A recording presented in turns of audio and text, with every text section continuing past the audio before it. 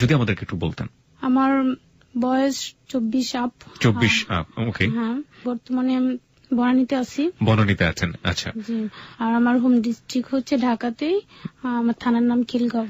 ঢাকাতে আপনি বড় হয়েছেন? জি। ঢাকার স্থানীয় হচ্ছে সাবিনা। সাবিনার বয়স আপনারা ধরে নিতে পারেন 24-25, এবং সাবিনা দেখতে কেমন বা কি অবস্থা সেটা আপনারা ফেসবুকে গেলে জানতে পারবেন। তো সাবিনার জীবনের গল্প আমরা শুরু করছি। সাবিনা, আমরা কোথা থেকে শুরু করব? আমি যখন ছোট ছিলাম তখন খুব দুষ্ট বাকিটা ছিলাম, অনেক দুষ্ট ছিলাম। প্রাইমারিতে তেমন ভালো পড়াশোনা করতে পারতাম না দুষ্টমির কারণে। কয় ভাই বোন ছিলেন আপনারা? আমরা 4 বোন 1 ভাই। আচ্ছা, আপনি কি সবার বড়? না, আমি বোনদের মধ্যে তৃতীয়। বোনদের মধ্যে তৃতীয়, আচ্ছা। ছোট ভাই বোন আছে। আচ্ছা আচ্ছা। দুষ্টু প্রকৃতি ছিলেন, মানে কি ধরনের দুষ্টুমি করতেন? স্কুলে যখন যাইতাম, যখন ক্লাস হতো তখন আমি আমার 2-3টা ফ্রেন্ড সহ ক্লাস না করে আমরা চলে যেতাম ক্লাসের বাইরে, খেলা করতাম আমরা। যখন ছুটি হতো তখন স্কুল থেকে চলে আসতাম। আচ্ছা, এসে বলতেন যে খুব পড়াশোনা করে এসেছি। হ্যাঁ, স্কুল থেকে আসছি, আমার ভাত দেন, খিদা লাগছে। তো পরীক্ষা আসলে দেখা যেত পরীক্ষার রেজাল্ট তেমন ভালো হতো না। হাসির ডিম্ব। হ্যাঁ, এরকমই হতো। আমার আব্বা খুব টেনশন ফিল করে যে আমার ছেলে মেয়ে পড়াশোনা হচ্ছে না, আমি নিজে পড়াশোনা করতে পারি না, আমার ছেলে মেয়েরা কি আমার মতো হবে? কি করতেন বাবা? বাবা ব্যবসা করে। আচ্ছা। তো বাবা খুব টেনশন ফিল করতো। একটা টিচার দিয়ে পড়াতো, কিন্তু টিচারের কাছে ওইরকম পড়তাম না। টিচার যখন আসতো ওই সময়টায় আমি পাশের বাড়িতে যাই লুকায় থাকতাম। এমন হতো একদিন স্যার আসছে, আমি যে পাশের বাড়ির চৌকির নিচে পলায় আছি। তারপর ওইখান থেকে আমার আম্মা আমাকে টাইনা বের করে নিয়ে আসছে স্যারের কাছে পড়ার জন্য। তারপর উনি বাড়িতে চলে গেল, টিচার নেই। তো আমার কাজিনের বাসায় এক টিচার আসলো, স্যার নাম হচ্ছে মিলন স্যার। তখন ক্লাস 3-তে আমি ফেল করছি। ক্লাস 3-তে ফেল করেছেন? কংগ্রাচুলেশন। ওকে। না, আমার কেন জানি মনে হয় যে বাচ্চাদেরকে মাঝে মাঝে একটু ফেল করানো উচিত, তাহলে তারা বুঝতে পারবে যে ফেল করলে বড় হয়ে অন্তত বলতে পারবে যে 2-1টা সাবজেক্টে বা 2-1টা জায়গায়, কিন্তু ফেল টুস হয়ে গেলে সমস্যা। 2-1বার ফেল করা যেতেই পারে বাচ্চাদের ক্ষেত্রে। তারপরে যখন আমি নিজে বুঝতে পারতেছি যে আমি ফেল করছি, এটার জিনিসটা খুব লজ্জাদায়ক। একসময় মনে করতাম যে দুষ্টামি করলে মনে ভালো, খুব নিজের কাছে খারাপ লাগতেছে, সবাই বলতেছে যে ফেল করছে ফেল করছে। এই জন্যই বলছিলাম যে খারাপ লাগার ফিলটা দেওয়া উচিত বাচ্চাদের। হ্যাঁ। তারপর স্যারের কাছে যাই বললাম, স্যার আমাকে কি পড়াবেন আপনি? আপনি নিজে গিয়ে বললেন? হ্যাঁ, আমি নিজে যেই বললাম। স্যার বললো যে তুমি পড়বা, ঠিক আছে কালকে থেকে তোমাকে পড়াবো। তো স্যার আমাকে পড়ানো শুরু করলো। স্যারের কাছে পড়ার পরে 3-তে ভালো রেজাল্ট করলেন? হ্যাঁ, পাস করে 4-এ উঠছি। স্যার যে আপনাদেরকে পড়াচ্ছিলেন, স্যার কোন ক্লাসে পড়তো বা স্যারের বয়স তখন কত ছিল যখন আপনি ক্লাস 3? তখন আপনার বয়স সম্ভবত 7 থেকে 8 বছর। হ্যাঁ, তো তখন প্যান্ট পরে দৌড়াই আর কি। থ্যাঙ্কস গড যে আপনি প্যান্ট পরে দৌড়ান। ওকে। তারপরে না, আমি জানতে চাচ্ছিলাম স্যারের বয়সটা, মানে স্যারও কি প্যান্ট পরে দৌড়ায়? না না না, লুঙ্গি পরে। স্যার বয়সটা হয়তো 26 হবে, এরকম হবে। 25-26? হ্যাঁ, এরকম হবে। আচ্ছা, ঠিক আছে। তারপরে 4-এ আসার পরে তো আমার আব্বা চাইলো যে আমাদের রেজাল্টটা আরো ভালো হোক। সেই জন্য আমার আব্বা বললো যে প্রাইভেট টিচার এসে পড়ায়, তো এই ক্ষেত্রে যদি ছেলে মেয়েদের লজিং মাস্টার রাখি, 2 বেলা পড়াবে, পড়াটা বেশি হবে আর ভালো করবে আরো। তোমার মিলন স্যারই লজিং মাস্টার এনে দিল, লজিং মাস্টারের কাছে পড়লাম। তারপরে উনি একটা প্রবলেমের কারণে চলে গেছে আবার। এরপরে আবার স্যারের কাছে বললাম, তখন আমি 2 বছর গ্যাপ ছিল।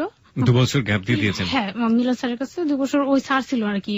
না, আমি যেটা বুঝি যে ক্লাস 3-তে আপনি মিলন স্যারের কাছে পড়লেন এবং ভালো রেজাল্ট করলেন, তারপরে আপনি 2 বছর গ্যাপ দিলেন। হ্যাঁ, মিলন স্যারের কাছে পড়াটা গ্যাপ দিয়েছি। না, আমি পড়াশোনা গ্যাপ দেইনি, কিন্তু মিলন স্যারের কাছে পড়া গ্যাপ দিয়েছি। যখন আমি আবার ক্লাস 6-এ উঠি, তখন আবার আমার আব্বা মিলন স্যারের কাছে পড়তে দিল। আচ্ছা। যখন আমি ক্লাস 6-এ উঠেছি তখন আমার ভিতরে যে ফিলিংসটা হলো, দুষ্টমিটা আস্তে আস্তে অনেকটা কমে আসছে, আস্তে আস্তে বড় হচ্ছে, তো রেজাল্ট ভালো হওয়া শুরু করলো। তখন ক্লাস 6-এ পড়ি আমি 2001-এ। মিলন স্যার আমাকে পড়ায়, তো মাঝে মধ্যে সে আমাকে অঙ্ক করাই দিত, অঙ্কের মাঝখানে লিখে দিত আই লাভ ইউ। অঙ্কের মাঝখানে লিখতো আই লাভ ইউ? হ্যাঁ, বলতো কি এটার অর্থ কি তুমি বুঝো, ভালোবাসার অর্থ কি বুঝো? তো আমি বলতাম, মানে সরল অঙ্কের মধ্যে লিখতো নাকি সরল অঙ্কগুলি বলতো, লিখে দিত। সরল অঙ্ক ধীরে ধীরে জটিল হচ্ছে প্রিয় শ্রোতা, আপনারা বুঝতেই পারছেন। সরল অঙ্কের মাঝখানে আই লাভ ইউ। আচ্ছা, এবং আপনাকে জিজ্ঞেস করতে এটার মানে বুঝেন কিনা? হ্যাঁ, বুঝি কিনা। বিভিন্ন কৌতুক বলতো, গান শোনাতো নিজের কণ্ঠে, ভালো লাগতো। স্যারকে একদিন প্রশ্ন করি যে স্যার আপনি কি কাউকে লাভ করেন? কয় না, আমি তো কাউকে লাভ করি না। আমি তো তখনও ক্লাস 6-এ পড়ি, ছোট, তেমন কিছু বুঝিও না। তারপরও তো আমার ভিতরে যে উনি যে লাভ করার ব্যাপারটা লিখতো, আমি এই ব্যাপারটা নিয়ে একটু আমার কাছে যেটা মনে হয় যে উনি তো আপনার যে বয়সে প্রায় দ্বিগুণ, এবং উনি আপনাকে পড়াতে বসে উনি খাতার মধ্যে লিখছে অঙ্কের জায়গাটাতে আই লাভ ইউ, এবং সেই সময়টাতে আপনি একদমই বুঝেন না, কিন্তু আপনি যেটা ফিল করছেন যে মানে স্যার আপনাকে হয়তো একটু অন্যভাবে দেখে বা এরকম কিছু একটা, এগুলো কারোর সাথে শেয়ার করতেন ওই সময়টাতে? কোনো বান্ধবীকে বলতেন বা আম্মাকে বলতেন? না, কাউকে বলতাম না। নিজের ভিতরে কি লাগতো? ভয় লাগতো বা অসহ্য লাগতো? না, অসহ্য লাগতো না, ভয়ও লাগতো না। আচ্ছা। একদিন আমাকে বলে কি, সাবিনা তুমি কি ধরনের ছেলে পছন্দ করো? ওকে। তো আমি আসলে ওরকম ভাবে কোন ছেলেদের নিয়ে চিন্তা করি নাই, কারণ তখন তো ছোট, একদম ছোট, রাইট। তো আমি বললাম যে আসলে কিরকম ছেলে ভালো হয় তা তো আমি জানি না, জীবনে যাকেই বিয়ে করো তাকে দেখবা নামাজি দেখবা, ধার্মিক দেখবা, আর সেই যেন অন্য কোন মেয়ের সাথে না মিশে, সেই জন্য তোমাকে শুধু লাইক করে। তখন আমি বুঝতে পারি ছেলেদের সম্পর্কে যে একটা ধারণা, মানে উনি অঙ্ক শেখাতে গিয়ে মোটামুটি জীবন শেখানো শুরু করলো। কি আমি জানি না তো কত আমাকে কিরকম বোঝাতে চাচ্ছে সেটা আমি তখন আমি বুঝতে পারি না। হ্যাঁ, তো একদিন আমাকে বললো কি, সাবিনা একটু শোনো, তোমার সাথে একটু কানে কানে কথা বলি। কানে কানে? হ্যাঁ। আচ্ছা। স্যার আমাকে কানে কানে কি কথা বলবে? তো আমি যখন পড়ি স্যারের কাছে, আমার যে চাচার বাসায় থাকতো, তো কাজিনের ছেলে পড়তো সাথে, আমরা প্রায় একই ক্লাসে পড়তাম, তো ও থাকতো। পরে সে আমাকে বললো কি, শোনো একটা কথা বলি তোমাকে। কি বলবেন বলেন। একটু কাছে আসো, শুনো। কাছে গেলে কি বলবেন, একটু কাছে আসো। কাছে গেলাম, তারপর সে আমার কানে কানে কথা বলার ভাব একটা দেখায়। আমার ওই যে আমার কাজিনের ছেলে যে আছে সাথে, তাকে একটা বুঝলো যে সে আমার সাথে কানে কানে কিছু বলছে, কিন্তু সে আমাকে কিস করছে। আপনি কিস করছে বলে যেভাবে হেসে দিলেন, না স্যার আপনি কিন্তু একদমই ঠিক করেননি, এবং আমি ঠিক জানি না, এটা কিন্তু এক ধরনের চাইল্ড অ্যাবিউজ মামলায় পড়ে যাওয়ার সম্ভাবনা রয়েছে। সব লজিক মাস্টার এরকম নিশ্চয়ই হয় না, কিন্তু কিছু কিছু লজিক মাস্টার মিলনের মতো নিশ্চয়ই। তখন আপনার অবস্থাটা কি, মানে তখন আপনি কি মানে রেগে মেগে? না, আমি রাগি নাই, কারণ তোমার লজিক মাস্টার। এখন আমি চিন্তা করছি আমি তো ছোট, আমি কার কাছে শেয়ার করবো, কার কাছে বলতে গেলে তো লজ্জার ব্যাপার। তারপর উনি এর আগেই তো আমার খাতার মধ্যে লিখে দিত যে আমি তোমাকে ভালোবাসি, বা ভালোবাসার অর্থ কি বুঝো কিনা, কিরকম ছেলে পছন্দ করো। তারপর সে বলতো যে আমার ওয়াইফ যেরকমই হোক, সে যদি কালো হোক আর সুন্দর হোক, এগুলো বলতো আপনাকে?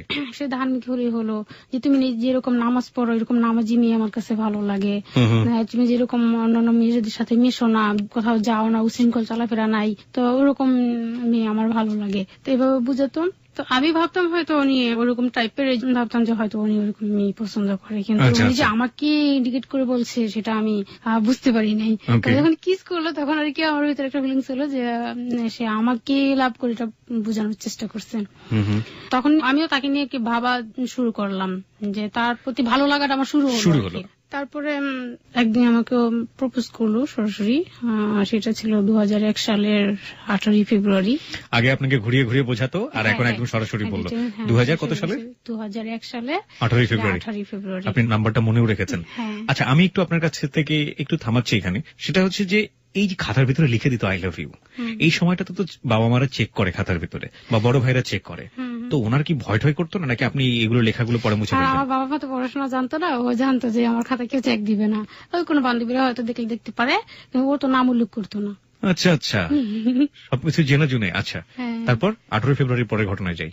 তো প্রপোজ করার পরে আমিও অ্যাকচুয়ালি ওর উপর একটু দুর্বল হয়ে গেছি, কারণ যেহেতু ওর কাছে আমি পড়তাম, প্রতিনিয়ত পড়া হতো, আসতাম, কথা বলতাম, টিচার হিসেবে ভালো, আর আমারও আস্তে আস্তে ওই ভালো লাগা, আমি ওই চিন্তাটা করা শুরু করেছি। এবং যেদিন আমাকে সরাসরি বললো তখন আমি একটু টেনশন করলাম যে আসলে কি করবো, ক্লাস 6 এ থাকা অবস্থাতেই। হ্যাঁ, তখন চিন্তা করলাম যে ভালোই তো, যে উনি আমাকে বলছে যে আমি বিএ পাস করছি।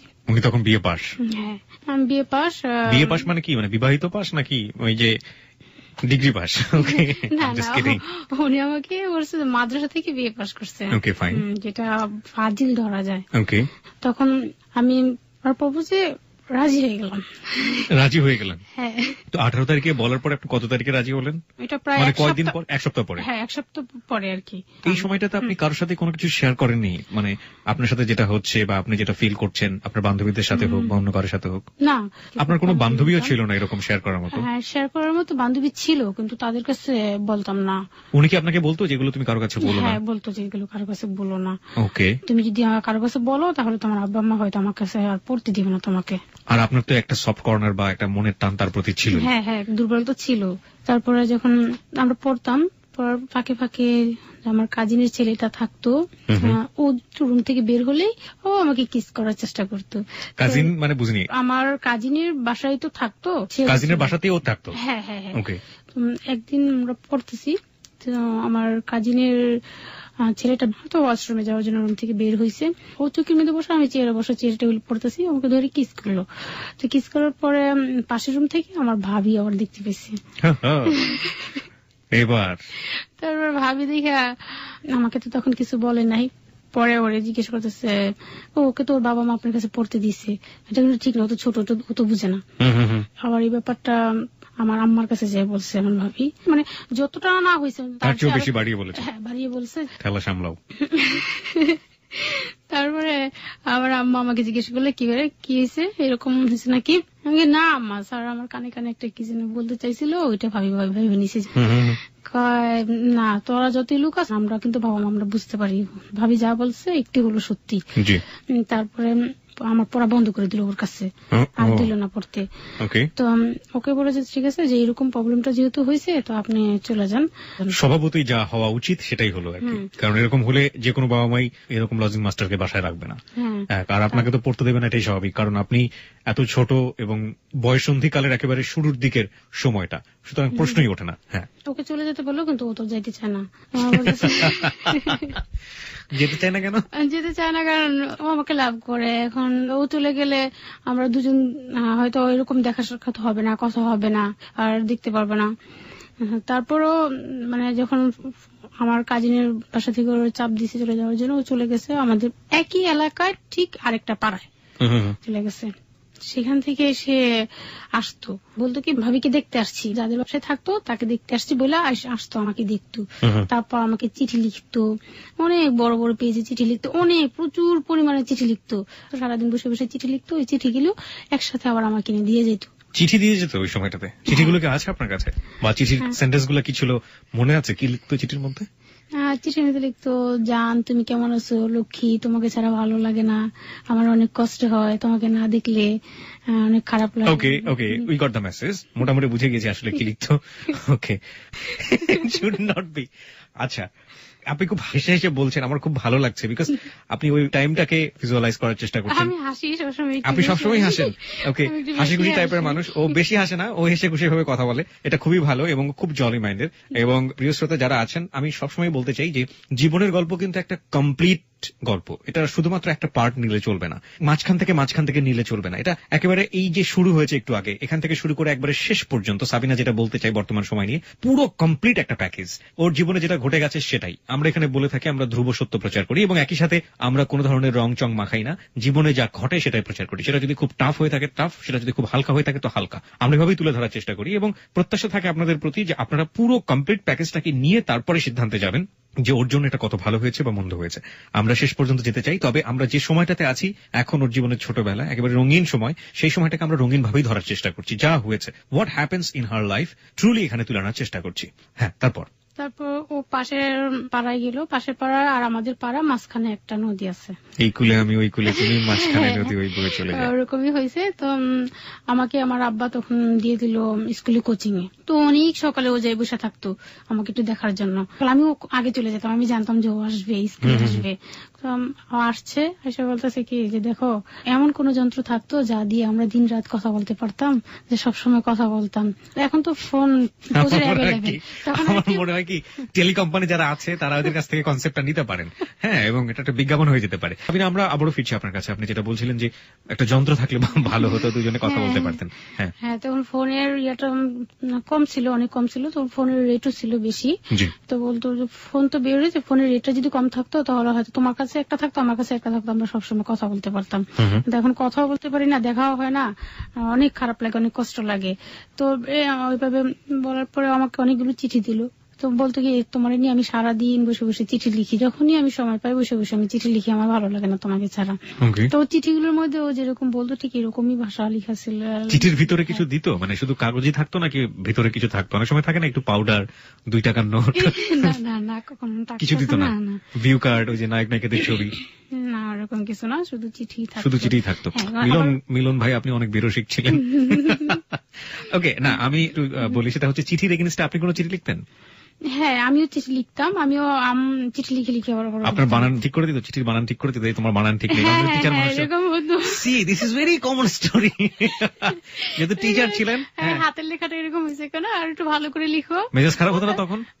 না, মেজাজ খারাপ হতো না, জানি যে আমার হাতের লেখা হয়তো ভালো ছিল না বলি আরো ভালো করতে বলতো, যে হাতের লেখা ভালো করো, কিন্তু তোমার লেখা আমি বুঝি, তোমার ভুল হয় অনেক, ঠিক করে লিখো।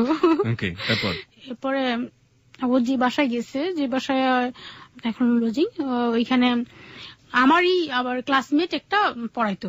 আচ্ছা, আমার ক্লাসমেট পড়তো, আর একটা প্রাইমারিতে একটা স্টুডেন্ট পড়তো। তাদের মাধ্যমে আবার আমাকে চিঠি দিত, যদি দেখা করতে না আসতে পারতো তাদের মধ্যে আমাকে চিঠি দিত, তারা দিত। চিঠি থেকে নিজের নামটা লিখতো শেষে গিয়ে?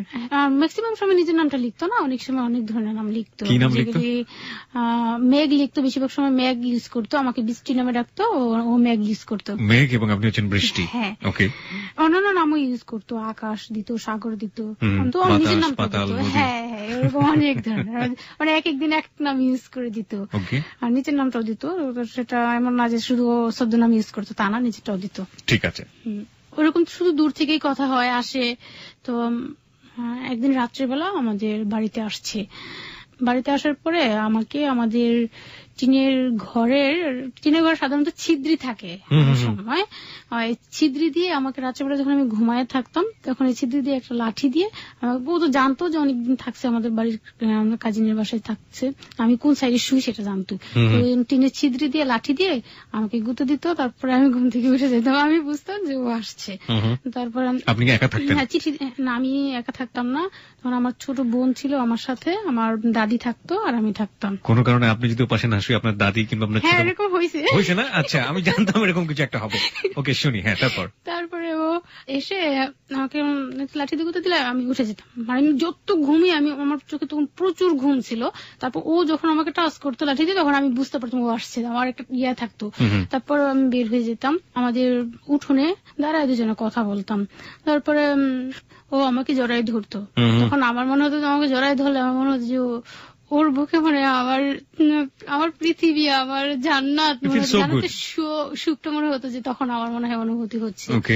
তারপর ম্যাক্সিমাম সময়ে আমরা আমাদের কিচেন রুম ছিল, যে রান্নাঘর যাকে বলে, ওইখানে আমরা দুজন বসতাম। তারপরে বসে ও আমার পায়ের উপরে মাথা রেখে কথা বলতো, আমি ওর পায়ের উপরে মাথা। আপনাদের বাড়িতে রাতের বেলা এরকম করতো? হ্যাঁ, দুর্দান্ত সাহস। হ্যাঁ, অনেক প্রেম করলে সাহস বেড়ে যায়। আমি এরকম যে আমি যখন ওর সাথে না বের হতাম, তখন আমি এমনি ওয়াশরুমে বের হওয়ার জন্য, আমাদের টিনের ঘর ছিল তো, ওয়াশরুমটা ছিল বাইরে, তো বের হতে আমার দাদি কিনে যেতাম বা আমার বোন কিনে যেতাম, ভয় পেতাম। কিন্তু যখন ওর সাথে প্রেম করা শুরু করে দিলাম, তখন আমি বাইরে বের হলে আমার ওই ভয়টা থাকতো না, আমার মনে হতো যে আমি সবসময় অনুভূতি করতো যে ও আমার পাশে আছে বা হয়তো কোথাও আছে, মানে ওই ভয়টা চলে গেছে আমার ভিতর থেকে। রাত্রেবেলা বের হতাম না একা, তখন আমার ভয় লাগতো না। এভাবে দুজনে যে একজনের কোলে মাথা রেখে আরেকজনে সারা রাত কথা বলতাম। দেখা যাচ্ছে যে হয়তো 12টার দিকে বসলাম কথা বলতে, ফজর আজান দিয়ে ফেলছে। কি ব্যাপার, ফজর আজান দিয়ে ফেললো, আমরা কথা শেষ হয়নি, আমাদের তাড়াতাড়ি রাত শেষ হয়ে গেছে, আরে তাড়াতাড়ি ফসল হয়ে যেতেছে, সব লোকজন সব সজাগে যাবো, কিন্তু যেতে ইচ্ছে করতো না, ইচ্ছে করে আরেকটু সময় থাকি, রাতটা এত ছোট কেন, আরেকটু বড় হলো না কেন। হঠাৎ করে একটা মজার কথা মনে পড়ে গেল। স্কুলে আমাদের এক ধর্মীয় শিক্ষক ছিলেন, তিনি এই উদাহরণটা দিতেন। আমি রাতের বেলার শো যখন করতাম আগে, ক্যাফে 89.2, অনেকবার আমি উদাহরণটা দিয়েছি। নতুন এক কাপল যাদের বিয়ে হয়েছে, ফুলসজ্জার রাত, এবং আরেকটা মানে পাশাপাশি অবস্থান করছে, অসুস্থ মানুষ, ঠিক তারাও বিবাহিত, তার স্ত্রী অনেক অসুস্থ।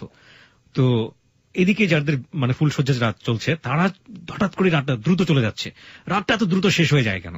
আর ওপাশের রুমে যারা আছে তারা চিন্তা করছে রাতটা কত দ্রুত পোহাবে, কারণ রাতটা অনেক বড় মনে হচ্ছে তাদের কাছে। এক্স্যাক্টলি, আপনাদের এই যে রাতটা দ্রুত শেষ হয়ে যাচ্ছে, শেষ পর্যন্ত ওরকম দ্রুত শেষ হয়ে গিয়েছে কিনা সেটা আমরা বর্তমান সময় যখন আসবো তখনই বুঝতে পারবো। হ্যাঁ, তারপরে এরকম হতো, আসতো প্রায় সময় এরকম আসতো। একদিন আমার দাদি বলে কি, আমার দাদি বুঝতে পারতো যে আমি নাই, যখন আবার মাঝে মাঝে আসলে জিজ্ঞেস করতো, কি তুই কোথায় গেছিলি? আমার দাদি ওয়াশরুমে গেছিলাম, এই আইসে করছি, বেশি সময় ছিলাম না তো, 2 মিনিট ছিলাম, এসে করছি, ওয়াশরুমে গেছিলাম। তুই একা একা ভয় পাস না, তুই না আমার আগে নিয়ে যেতি, এখন নেসলাম কি, এখন ভয় লাগে না, এখন বড় হয়েছি না। তোর এরকম একটা ভাব দেখাতাম। তো আমার দাদি বলতেছে কি, তুই ওই সাইডে শুবি না, আজকে থেকে তুই আমার জায়গায় শুবি, আমি তোর জায়গায় শুব। আমার দাদি ওই সাইডে শুইছে। আমার দাদিরা পরে আয়সা তো ঠিকই আমাকে যেভাবে সেমনি আমাকে যেভাবে জাগাইতো, হয়তো লাঠি দিয়ে আমার দাদিকে ওরকম গুঁতো দিচ্ছে পায়ের মধ্যে। আমার দাদি বলতেছে কি রে কি হচ্ছে, আমার পায়ের মধ্যে কি লাগতেছে। দাদি উঠছে, দাদি আবার কিছু চোখ একটু কম দেখতো, হালকা দেখতো কিন্তু কম দেখতো, উঠে কিছুই খুঁজে পায় না। পরের দিন বলতেছি কি, মনে হয় জানালা দিয়ে লাঠি দিয়ে গুঁতা দেয়। কিন্তু জানালা দিয়ে না, আমি যে সেটা শুইতাম সেটা একটা ছিদ্রি ছিল, ওই ছিদ্রি দিয়ে গুঁতে দিত। তারপর ওই রাত্রি থেকে জানালাটা খুব ভালো করে আটকে দিত, যাতে জানালাতে গুঁতে না দিতে পারে। তো তারপরে জানালাটা ভালো করে লাগিয়ে দিতে আমারে। ও আমার বলতেছে কি, শোনো তুমি আর দাদি তো পাশাপাশি শো, রাত্রেবেলা আমি বুঝতে পারি না, তোমার দাদি গায়ে দিয়েছি, তোমার দাদি তো উঠে কে কে চিল্লি শুরু করছে। আমি ভয়ে এসে পড়েছি। তো ওই দিন আর রাত্রে দেখা হয় নাই। পর বলে যে শোনো তুমি পায়ে নুপুর পায়ে শুইবা, তাহলে আমি নুপুর পাওয়া দেখলে আমি বুঝতে পারবো যে তোমার পাইটা। তো এরপর থেকে আমি নুপুর পায়ে দিয়ে শুইতাম। নুপুর পায়ে দিয়ে শুলে আমার পা দেখলে বুঝতে পারবো যেটা আমার পা। তো এভাবে ডাকতো। একদিন রাত্রিবেলা আমার আম্মা একদিন আমার নানার বাসায় গেছে, আমার নানা অসুস্থ, নানার বাসায় গেছে। আমার বলছে কি আজকে তুই রান্না করিস। তো রান্না তেমন পারতাম না, তো আম্মা না থাকলে মাঝে মাঝে একটু একটু করতাম আর কি। আমি বেশি করে তরকারি রান্না করে দিয়ে দিত, বলতো ভাতটা রান্না করিস। তো ভাত রান্না করতাম। তো আমি ওই দিন ভাতের মধ্যে 3টা ডিম দিছি, 3টা ডিম দিয়ে সিদ্ধ করছি। আর আব্বা ফল আনছিল, আপেল আর কমলা, তো ও আসবে রাত্রে আমি জানি, ওর জন্য 3টা ডিম সিদ্ধ করলাম। আর আপেল কমলা গুলো নিয়ে গেছি, আম্মা আমাকে দিছিল ফলগুলো খাওয়ার জন্য, কিন্তু আমি গুলো না খেয়ে ওর জন্য রেখে দিচ্ছি, যে ভাবছি ও তো আসবে। যে ফলটা আনছে সবার মধ্যে দিয়ে দিছে, আম্মা বলছে যে যার ইচ্ছা খাও, না ইচ্ছা রেখে দাও। তো আমি না খেয়ে আমি ওর জন্য রেখে দিছি। ও আসছে রাত্রেবেলা, আসার পরে ওরে নিয়ে বসছি, এরকম একটা ডিম যে ডিমের উপরে চুচারা ফেলায় ওর একটা খাওয়াইছি, খাইয়ে দিয়েছি, ও খাইছে। 2টা ডিম আছে, আর আপেল ছিল, একটা আপেল খাইছে, 2টা আপেল আছে, কমলা ছিল, একটা কমলা খাইছে, একটা কমলা আছে, আর রেখে দিছি। তো আমাদের উঠোনে আমরা দুজন পাকঘরে দরজায় দাঁড়ায় আছি। তো আমাদের উঠোন দিয়ে লোকজন আসা যাওয়া করতো মাঝে মধ্যে। তো অনেক রাত, তখন রাত 3টা বাজে। তো একটা লোক যাচ্ছে, আমরা দুজনে আবার প্ল্যান ছিল যে আমাদেরকে যেই দেখুক দুজন একদিকে দৌড় দিব না, দুজনে 2 দিকে দৌড় দিবে, তাহলে একজনকে ধরতে পারবে, একজনকে ধরতে পারবে না, তো বুঝতে পারবে না কার সাথে রিলেশন আছে। তারপরে আমি লোকটার দেখেই আমি আমার ঘরের দিকে দৌড় দিচ্ছি, রুমের দিকে দৌড়ে আমি রুমের ভিতরে এসে পড়ছি। ও দৌড় দিচ্ছে আরেক দিক দিয়ে, তারপর লোকটা ওর পিছনে পাচ্ছে, ভাবছি কি চোর চোর বলে দৌড়ান দিচ্ছে ওরে। তো ওর পিছনে দৌড়ে গেছে। আমি তো ভয় পেয়েছিলাম, আল্লাহ আমাকে যদি দেখতে পাইতো তাহলে ভাবতো যে ওর সাথে রিলেশন আছে, হ্যাঁ, বা কিছু হয়েছে, এত রাত্রে মেয়েটা এইখানে কেন, আর গ্রাম হয়তো কলঙ্ক ছড়াই পড়তো। এই ভয়ে আমি আর বের হই না। কিন্তু ওই যে ফল আর ডিমগুলো তো ছিল ওইখানেই রয়েছে, আমি যাই না গুলো আনতে। সকালে আমার আম্মা বের হয়ে দেখি কি চোরে কিচ্ছু নাইনি, শুধু ওই কমলার এটা খেয়ে গেছে। চোর তো ওগুলো দেখেনি, চোর তো ওর পিছনে দৌড়ানো শুরু করেছে, বলতেছে চোর চোর চোর বলা, ওর পিছনে দৌড়াইতেছে। ওরে পরে লাস্টে ধরতে পারিনি। তারপর রাত্রে আম্মা নানার বাড়ি থেকে আসছে, সবার পরে যখন চোর চোর বলতেছে তো সবাই সজাগ হয়ে গেছে, সবার সজাগ হয়ে উঠছে, দেখে সবার দরজা জানালা আটকানো। আমি আসতে করে ঘরের রুমের ভিতরে ঢুকে দরজা আটকে দিছি। সবার ফার্স্ট আমার আব্বা আম্মা এসে আমার দেখেছে, আমি ঘুমাই দিছি। তা দরজা জানালা সব আটকানো, মানে আমাদের চুরি হয় না কিছু। পরে আম্মা বেরোয় দেখে কি ডিম আর ফল। হ্যাঁ, তারপর আম্মা বলতেছে এই জন্য তো প্রতিদিন হাঁসের ডিম খেয়ে নেয়, হাঁসের ডিম পাই না।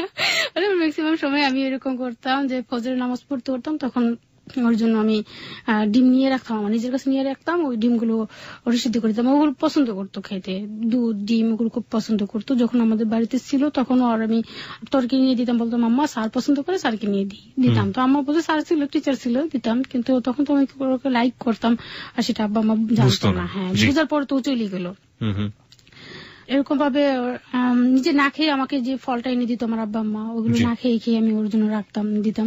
সেটা আম্মা দেখে বলতেছে এই জন্য আমার হাঁসের ডিম কি হয়, হাঁসের ডিম পারে না। কারণ আমি বলি হাঁসের বকি যে হাঁস জবে করে খাইয়ে ফেলবো, হাঁসের ডিম পারে না। এখন সিদ্ধ ডিম আসছে কোথা থেকে? হাঁস তো ডিম পেড়েছে, একবারে সিদ্ধ ডিম পেড়ে ফেলেছে। Okay, fine. I'm really enjoying the story. ও আরেকদিন রাত্রেবেলায় পরে আরেকদিন দেখা হবে, মাছ পরে দূরণী খাওয়ার পরে 2 দিন আর দেখা হয় নাই। তো মাঝখানে তো নদী ছিল। তো নদীটা পার হওয়া ট্রাফ ছিল যে রাতের বেলা নৌকা চলতো না, কিন্তু নদী পারাপারের জন্য মাঝি ছিল। রাতের বেলা তো নৌকা ছিল না, দেখতো কি কার ঘাটে নৌকা আছে, যার ঘাটে নৌকা আছে তার নৌকা নিয়ে পার হয়ে আসতো, আবার সকালবেলা তার ঘাটে আবার বেঁধে নিয়ে রাখতো। তো একদিন আসছে, এসে দেখি কি নদীর পাড়ে হাটে তো হাটে কোনো নৌকা নেই, কিন্তু কিভাবে আসবে, দুদিন যাবত দেখা হয় না, দেখা করতেই হবে।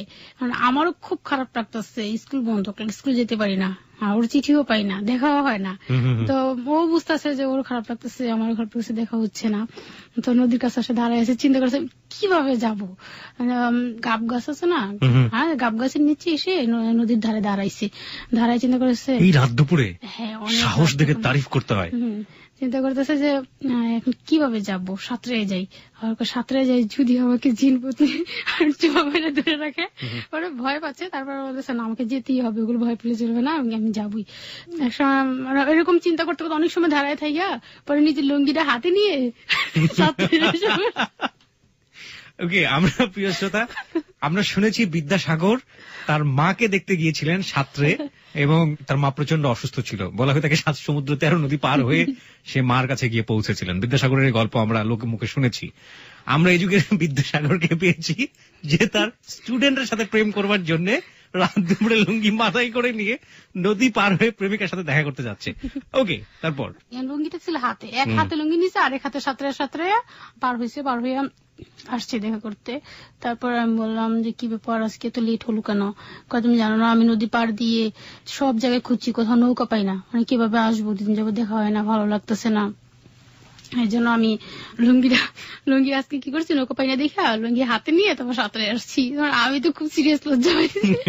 আল্লাহ, আমার খুব ভালো লাগলো যে আসলে আমার জন্য এতটা ইয়া করতেছে, যে আমাকে এত ভালোবাসে, এত রাত্রে নদীতে কেউ নাই, কিভাবে ও সাঁতরে নদীটা পার হলো।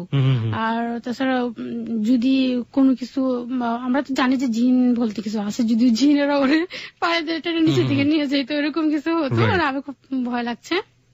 তারপরে তার প্রতি আমার আরো ভালোবাসার এটা আরো বেড়ে গেল, সত্যিকার অর্থে আমাকে ভালোবাসে। এরপরে দুজনে দেখা হলো, কথা হলো ওই দিন প্রায় এইভাবে। এরপরে আবার 1 সপ্তাহ চলে গেল, 1 সপ্তাহ পরে আবার আরেকদিন আসছে। তো ওই দিন নৌকা পাইছে, আসার পরে আমাদের বাড়ির নিচে আর কি সাইড দিয়ে আমার গরু ছিল, আমার আব্বু গরু পালতো। তো গরু যে ময়লা পড়তো, যে ড্রেনটা ছিল, বড় একটা ড্রেন ছিল, তো গর্ত করে একটা ড্রেন বানাইছে। তো এটার উপর দিয়ে আবার একটা খেজুর গাছ দেওয়া ছিল, যেটার উপর দিয়ে মানুষ ওই সাইড দিয়ে কোনাটা দিয়ে আসতো। বলে যান। তারপরে আসতেছিল ও পা পিছলে আপনার রোমিও একজন লজিং মাস্টারের চেহারা আপনি চিন্তা করতে পারেন তার স্টুডেন্টের জন্য। ও মাই গড, রিয়েলি ফানি। ওকে, পরে ওকে চিনতে পারছিলেন তো রাতে, নাকি দেখার পরে কে ভূত? না, ও তো এরপরে এগুলি ধুইছে, পরে তো বুঝতে পারছে যে ড্রেনের মানে গরুর যে ড্রেন ময়লা, তো কি বিশ্রী গন্ধ, তো ওগুলো তো ওর গায়ে লাগছে। ও যায় আবার আমাদের পুষ্পনীতে এগুলো ধুইছে ঠিক, কিন্তু পরে যে গেছিল এক সাইডটা পুরোটা ডাবে নেই, একদম লুঙ্গি অর্ধেকটাই ভিজা। তো তখন তো লুঙ্গি চেঞ্জ করার সুযোগ ছিল না, ময়লাগুলো ধুয়ে আসছে। আমার বলতেছে যে সাবিনা আজকে কি হয়েছে জানো, দেখো আমার লুঙ্গিটা ভিজা। কি হয়েছে, আজকে কি সাঁতরে আসছেন? ফার্স্টে তো সার্চ ছিল অবস্থা, আপনি বলতাম, তারপরে তুমি বলা শুরু হয়েছে। তুমি কি সাঁতরে আসছো আজকেও? না, আমি আজকে সাঁতরে আসিনি, আমি তোমাদের ড্রেনে পড়ে গেছিলাম। আমি তারপরে তখনও আমার খুব খারাপ লাগলো, আসলে ও আমাকে এত লাভ করে। সব ক্লাস 6 এ থাকা অবস্থাতেই ঘটনা, নাকি একটু বড় হয়ে গিয়েছেন এর মাঝখানে? সব ক্লাস 6 হচ্ছে, সব ভয়াবহ অবস্থা। ওকে, তারপরে আমি মানে তখন অনুভব করলাম যে আসলে আমাকে অনেক বেশি লাভ করে। আমার আব্বা আম্মা তখন বুঝতে পারলো, আমার আব্বা আম্মা তখন ওরে পছন্দই করতো না। আপনার আব্বা আম্মা কিভাবে বুঝতে পারলো? কারণ ওই যে আমাদের বাড়িতে যে ভাবি দেখলো, এরপরে তো শুনলো, তখনও তারা বুঝতে পারছে যে তাদের মধ্যে রিলেশনটা আছে, ওই টার্গেটটাই ছিল। তারপর ওই যে একদিন আমার ডিম দেখলো, ডিমটা তখন আমার জিজ্ঞাসা করছিল যে তুই ডিম খাওয়াস না, তো আমি কিছু বলিনি।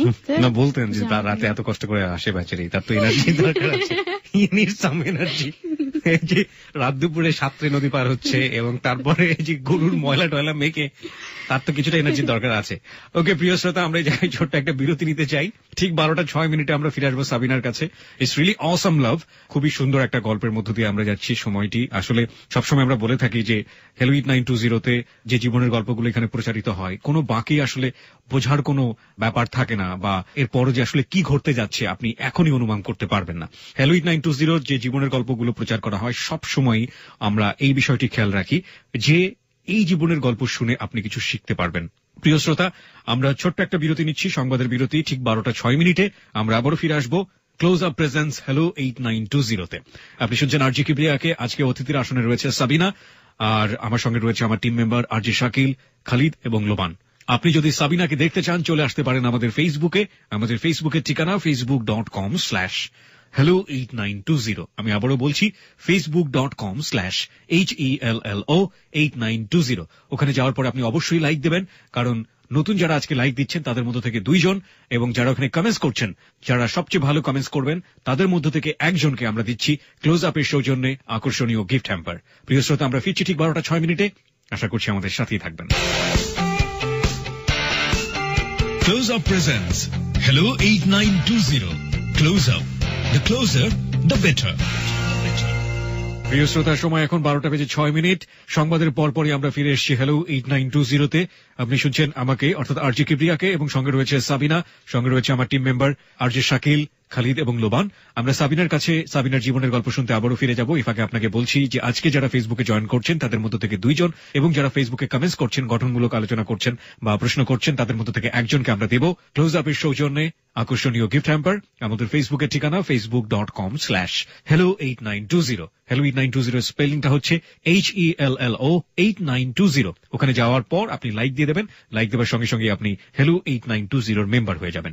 আর যারা এখানে জীবনের গল্প বলতে আসতে চান, তাদের জন্য আমরা বলতে চাই আমাদের একেবারে ফিক্সড একটি ফোন নাম্বার রয়েছে। ফোন নাম্বারটি নিশ্চয়ই আপনারা জানেন, 91156668। আমি আবারও বলছি 91156668। ওখানে ফোন করার পরে আপনি যেটা করবেন, প্রথমে আপনার নাম এবং আপনার সেল নাম্বার, যে নাম্বারটিতে আমরা যোগাযোগ করবো আপনার সঙ্গে, সেই সেল নাম্বারটি স্পষ্ট করে ধীরে ধীরে বলবেন। বলার পরে আপনার জীবনের যে বিষয় নিয়ে গল্প, সে বিষয়টি সারাংশ মাত্র 2 মিনিটে বলবেন আপনার সঙ্গে যোগাযোগ করতে। আমাদের টিম মেম্বার শাকিল আপনার সঙ্গে যোগাযোগ করবে। আমরা ফিরতে চাই আবারও সাবিনার কাছে। সাবিনা, যে জায়গাটিতে আমরা ছিলাম, হ্যাঁ, আপনি বলছিলেন যে আপনার বাবা মা বোঝার একটা ব্যাপার চলে আসছিল। আমার বাবা মা যখন বুঝতে পারলো, আমার আম্মা আমাকে বুঝালো অনেক, ওর সাথে তুমি রিলেশন করো না, পড়াশোনা করো, ছোট এখনো বড় হও আরো। তো আমার আব্বা আমার সাথে রাগারাগি করতো। আব্বা কখনো আমাদেরকে ধমক দিত না বা কিছু বলতো না। আমার আম্মাকে বলতো যে তুমি মেয়েকে বুঝাও না কেন, মেয়েকে বুঝাও না কেন। তো আম্মা বললো, বলার পরে আমি আম্মাকে বললাম যে আম্মা, তখন আমি ছোট ছিলাম, তো তারপর আমার ভিতরে যে এতটুকু ফিলিংস ছিল, আমি ওকে লাভ করি, যে ওকে ছাড়া আমি বাঁচবো না, আমার এরকম একটা অনুভূতি ছিল ওই সময়টাতে। হ্যাঁ, তো আমি বলছি যে আম্মা, আমি ওকে ভালোবাসি, প্লাস আমি ওকে ছাড়া আমি থাকতে পারবো না। বলতেছে ওর সাথে যোগাযোগ হয় তোর কিভাবে? আমি যোগাযোগ হয় তো একদিন আমার ভাই আর কি আমার বইয়ের ভিতরে একটা লেটার পাইছি। তো আমি যখন পড়তে বসতাম, বইটা খুলে খুলে, আপনার ছোট ছিল আপনার ভাই? হ্যাঁ, তো বইয়ের ভিতরে লেটার পাইছি। লেটারটা আবার আমার আম্মাকে দেখাইছি নিয়ে। তারপর তো বুঝতে পারছি তাদের মধ্যে চিঠির মাধ্যমে যোগাযোগ হয়। তো বলতো যে তোদের কাছে চিঠি কে লেনদেন করে? ওই লোকটা তার খুঁজে পেলাম।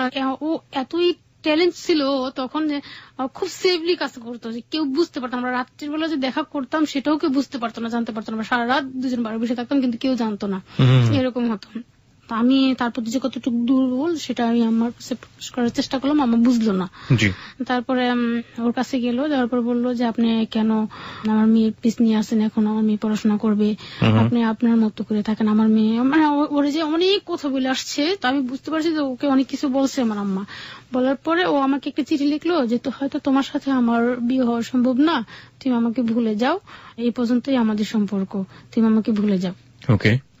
আমি খুব আপসেট যে না, এটা কি করে সম্ভব, যে আমি ওরে এত লাভ করি, আমার অন্তরে অন্তঃস্থল থেকে আমাকে ভালোবাসি, আর জীবনে ফার্স্ট কোন ছেলে আমাকে ভালোবাসছে, সে যদি আমাকে ছেড়ে চলে যায় আমি খুবই কষ্ট পাবো, ওকে ছাড়া আমার লাইফ তুচ্ছ, এরকম মনে হলো। তারপর আম্মাও আমার সাথে খুব রাগারাগি করলো। ওই দিন রাত্রে আমার আম্মা ডাক্তার কাছে গিয়েছিল, আম্মাকে তখন ডাক্তার ওষুধ দিচ্ছে, তো ঘুমের ট্যাবলেট দিছিল। ওখান থেকে আম্মা একটা ট্যাবলেট রাত্রে খাইছে, আমি বাকি 9টা আমি খেয়ে ফেলছি। আপনি কিভাবে বুঝলেন যে এটা ঘুমের ট্যাবলেট ছিল? আম্মা যখন খায় তখন বলছে যে এটা ঘুমের ট্যাবলেট। আপনি ঘুমের ট্যাবলেট গুলো কেন খেলেন? মানে আপনি মরে যাবেন? হ্যাঁ, কারণ ও আমাকে বলছে ভুলে যাও। আর আম্মাকে বুঝাতে ব্যর্থ হলাম, আম্মা বুঝতে চাচ্ছে না। তার মানে কি ওর সাথে আম্মাকে বকাঝকা দিয়েছিল ওই সময়টাতে? হ্যাঁ, বকাঝকা দিয়েছিল, প্রচুর বকাঝকা দিয়েছিল। আব্বাও অনেক বকা দিয়েছিল, যার কারণে মনটা খারাপ ছিল। আমি এখানে একটু নোট করতে চাই প্রিয় শ্রোতা, আমি আমার জীবনে এরকম একটা ঘটনা জানি, আমার এক ফ্রেন্ডের ঘটনা। এরকম ফ্রেন্ডের বয়সটা অনেক বেশি ছিল, 25 থেকে 26-এর মতো, এবং ওই সময়টাতে এসএসসি পড়ুয়া একটা খুবই ট্যালেন্ট একটা মেয়ে তার প্রেমে পড়ে যায়, এবং এটা তার মা জানতে পারে। জানার পরে যে ঘটনাটা ঘটে সেটা হলো, বাবা থাকতেন সাউথ আফ্রিকাতে, তো মা সরাসরি মেয়ে যাকে লাভ করে সেই ছেলেটাকে ফোন দেয়। ফোন দেওয়ার পরে মা অনেক সুন্দর করে ছেলেটাকে বোঝায় যে তুমি তার কাছে এখনই কোনো রিয়াক্ট করো না, বা এখনই যদি তুমি ওর কাছ থেকে দূরে সরে যাও, বা আমার মেয়েটা এরকম, আমার মেয়ে সবকিছু, আমি খুবই ফ্রেন্ডলি মেয়ের সাথে, খুব সুন্দর করে বোঝায়। এবং বোঝানোর পরে ছেলেটা খুবই সফটলি মেয়েটাকে ধীরে ধীরে ধীরে ধীরে নিজের কাছ থেকে সরিয়ে দিয়েছে। এবং ছেলেটার কাছ থেকে আমার শোনা যে পরবর্তীতে মেয়েটি এসএসসিতে গোল্ডেন A+ পায়। আমি মনে করি যে আমার জানা মতে আমার এই ছোট্ট জীবনে সবচাইতে বেস্ট এক্সাম্পল হচ্ছে এটা, যে মা সবচাইতে ক্রুশিয়াল রোলটা ওই সময়টাতে প্লে করেছিল। যে সে জানতো যে মেয়েকে যদি আমি সেভ করতে চাই, পড়াশোনা যদি ভালো করতে চাই, তাহলে আলটিমেটলি ছেলেটাকে দূরে সরালে একটা সমস্যা হবে, আর ছেলেকেও একটা ইনস্ট্রাকশন দিয়ে দেওয়া যে তুমি এর সাথে এই যেভাবে সফটলি লাভ করো এইভাবে জড়িয়ে পড়ো না, তাহলে পরবর্তীতে সেটা তোমাদের দুজনের জন্য অমঙ্গল হবে। এবং পরবর্তীতে যে ঘটনাটা ঘটে সেটা হলো, ছেলেটা ধীরে ধীরে মেয়েটার কাছ থেকে দূরে সরে গিয়েছে এবং তাদের মধ্যে কখনো দেখাও হয়নি, এবং মেয়েটাও ধীরে ধীরে ছেলেটাকে ভুলে গিয়েছে। লম্বা একটা সময় পরে মেয়েটা ফোন করে ছেলেটাকে থ্যাঙ্কস দিয়ে দিয়েছিল যে আপনি এত ভালো একটা রোল প্লে করেছিলেন, এবং ছেলেটা তখন বলে যে আমি রোলটা শুধুমাত্র তোমার মার জন্যই প্লে করেছিলাম। অদ্ভুত সুন্দর একটা স্টোরি। যাই হোক, আচ্ছা, এই যে 9টা ঘুমের ট্যাবলেট খেলেন, তারপরে কি হলো? খাওয়ার পর ওরা আমি আরেকটা চিঠি লিখলাম, একটা যে এই হয়তো তোমার সাথে আমার শেষ চিঠি লেখা, হয়তো তুমি আর আমাকে কখনো দেখবা না, তোমাকে ছাড়া আমার বাঁচা সম্ভব না, আমি চলে গেলাম তোমার কাছ থেকে সারা জীবনের জন্য। ওটা ঘুমের ট্যাবলেট খেয়েছি, ভালো থেকো। একটা চিঠির মধ্যে লিখেছিলেন 9টা ঘুমের ট্যাবলেট খেয়েছেন? হ্যাঁ। তারপরে লিখে ওরে রাত্রির মধ্যে হাতে পৌঁছে দেওয়ার ব্যবস্থা করছি, দিছি। কিভাবে দিলেন? দেওয়ার মাধ্যম ছিল অনেকগুলো। কাজিনের ছেলেরা যে পড়তো, তারা 3 ভাই ছিল, তারা তারা 3 ভাই আমার লেটার ইয়া করতো, পত্রবাহক। হ্যাঁ, পত্রবাহক ছিল প্রধান, আর আমার ছোট ভাই বোন ছিল, ওরাও দিত। ও আবার ওই দিন রাত্রে আমাদের বাড়িতে আসছিল, ওই ভাবির কাছে আমি ঘুমের ট্যাবলেটগুলি খাইছি, ও তখন আমাদের বাড়িতেই আছে। চিঠিটা পাইছে, পাওয়ার পরে ও কাউকে কিছু বলেনি। তারপর ওই দিন ভোর সকালেই ও বাড়িতে চলে গেছে। ও ভাবছে হয়তো আমি মরে যাব বা ওর পুলিশে ধরবে, এরকম একটা ওর ভিতরে একটা আতঙ্ক সৃষ্টি হলো। ভালোবাসলে নাকি ভয় থাকে না? দেখুন, জীবনেরও ভয় আছে। যে ছেলেটি রাতের বেলা নৌকা পাওয়া যাচ্ছে না বলে সাঁতরে পার হচ্ছে, একেবারে গরুর ময়লা পানি যেগুলো আছে সেগুলো মাথায় মেখে টেকে নায়িকার সাথে দেখা করতে যাচ্ছে, হিরোইন, আমাদের আজকের অতিথি সাবিনা। এবং সেই ছেলেটি যখন শুনলো যে তার মনের মানুষটি ঘুমে ট্যাবলেট খেয়েছে, সে কাউকে বলতে পারলো না আত্মসম্মানের ভয়ে বা নিজের জীবনটা বাঁচানোর ভয়ে। সে পরের দিন ব্যাগটা গুছিয়ে বাড়িতে দৌড় দিয়েছে। আচ্ছা, এই ফাঁকে আমরা একটু জানি মিলনের বাড়িটা আসলে কোথায় ছিল? বাড়ি ছিল ময়মনসিংহ। ময়মনসিংহ থেকে সেখানে কেন থাকতো? এখানে লজিং মাস্টার থাকতো। শুধু লজিং মাস্টারই করতো? হ্যাঁ, ও বাড়ি থেকে বলে আসছে যে এখানে পড়াশোনা করে, পড়াশোনার জন্য আসছে। মেট্রিক পরীক্ষা দিয়ে এখানে আসছে, লজিং মাস্টার থেকে পড়াশোনা করে। হ্যাঁ, মেট্রিক পরীক্ষা দিয়ে আসছে, এখানে আসার পরে রেজাল্ট হয়েছে। এখানে ও বাড়িতে জানতো যে ও পড়াশোনা করে, কিন্তু এসে ও পড়াশোনা করেনি, পড়াশোনা স্থগিত দিয়ে দিচ্ছে। আর এলাকার লোকজনকে সবাই শোনাইছে যে আমি বিএ পাস করি, বিএ পাস না শোনালে ওর কাছে কি ওর লজিং মাস্টার হিসেবে কেউ রাখবে না, স্টুডেন্ট দিবে না, এই জন্য বিএ পাস শোনাইছে। তো আমিও জানতাম যে বিএ পাস, তখন ব্যাগটেক গুছিয়ে চলে গেছে। পরে আমি সকালে ঘুম থেকে উঠছি, আপনার 9টা ট্যাবলেটে কোনো কাজ হয়নি? আমি দেখি কি মরি নাই।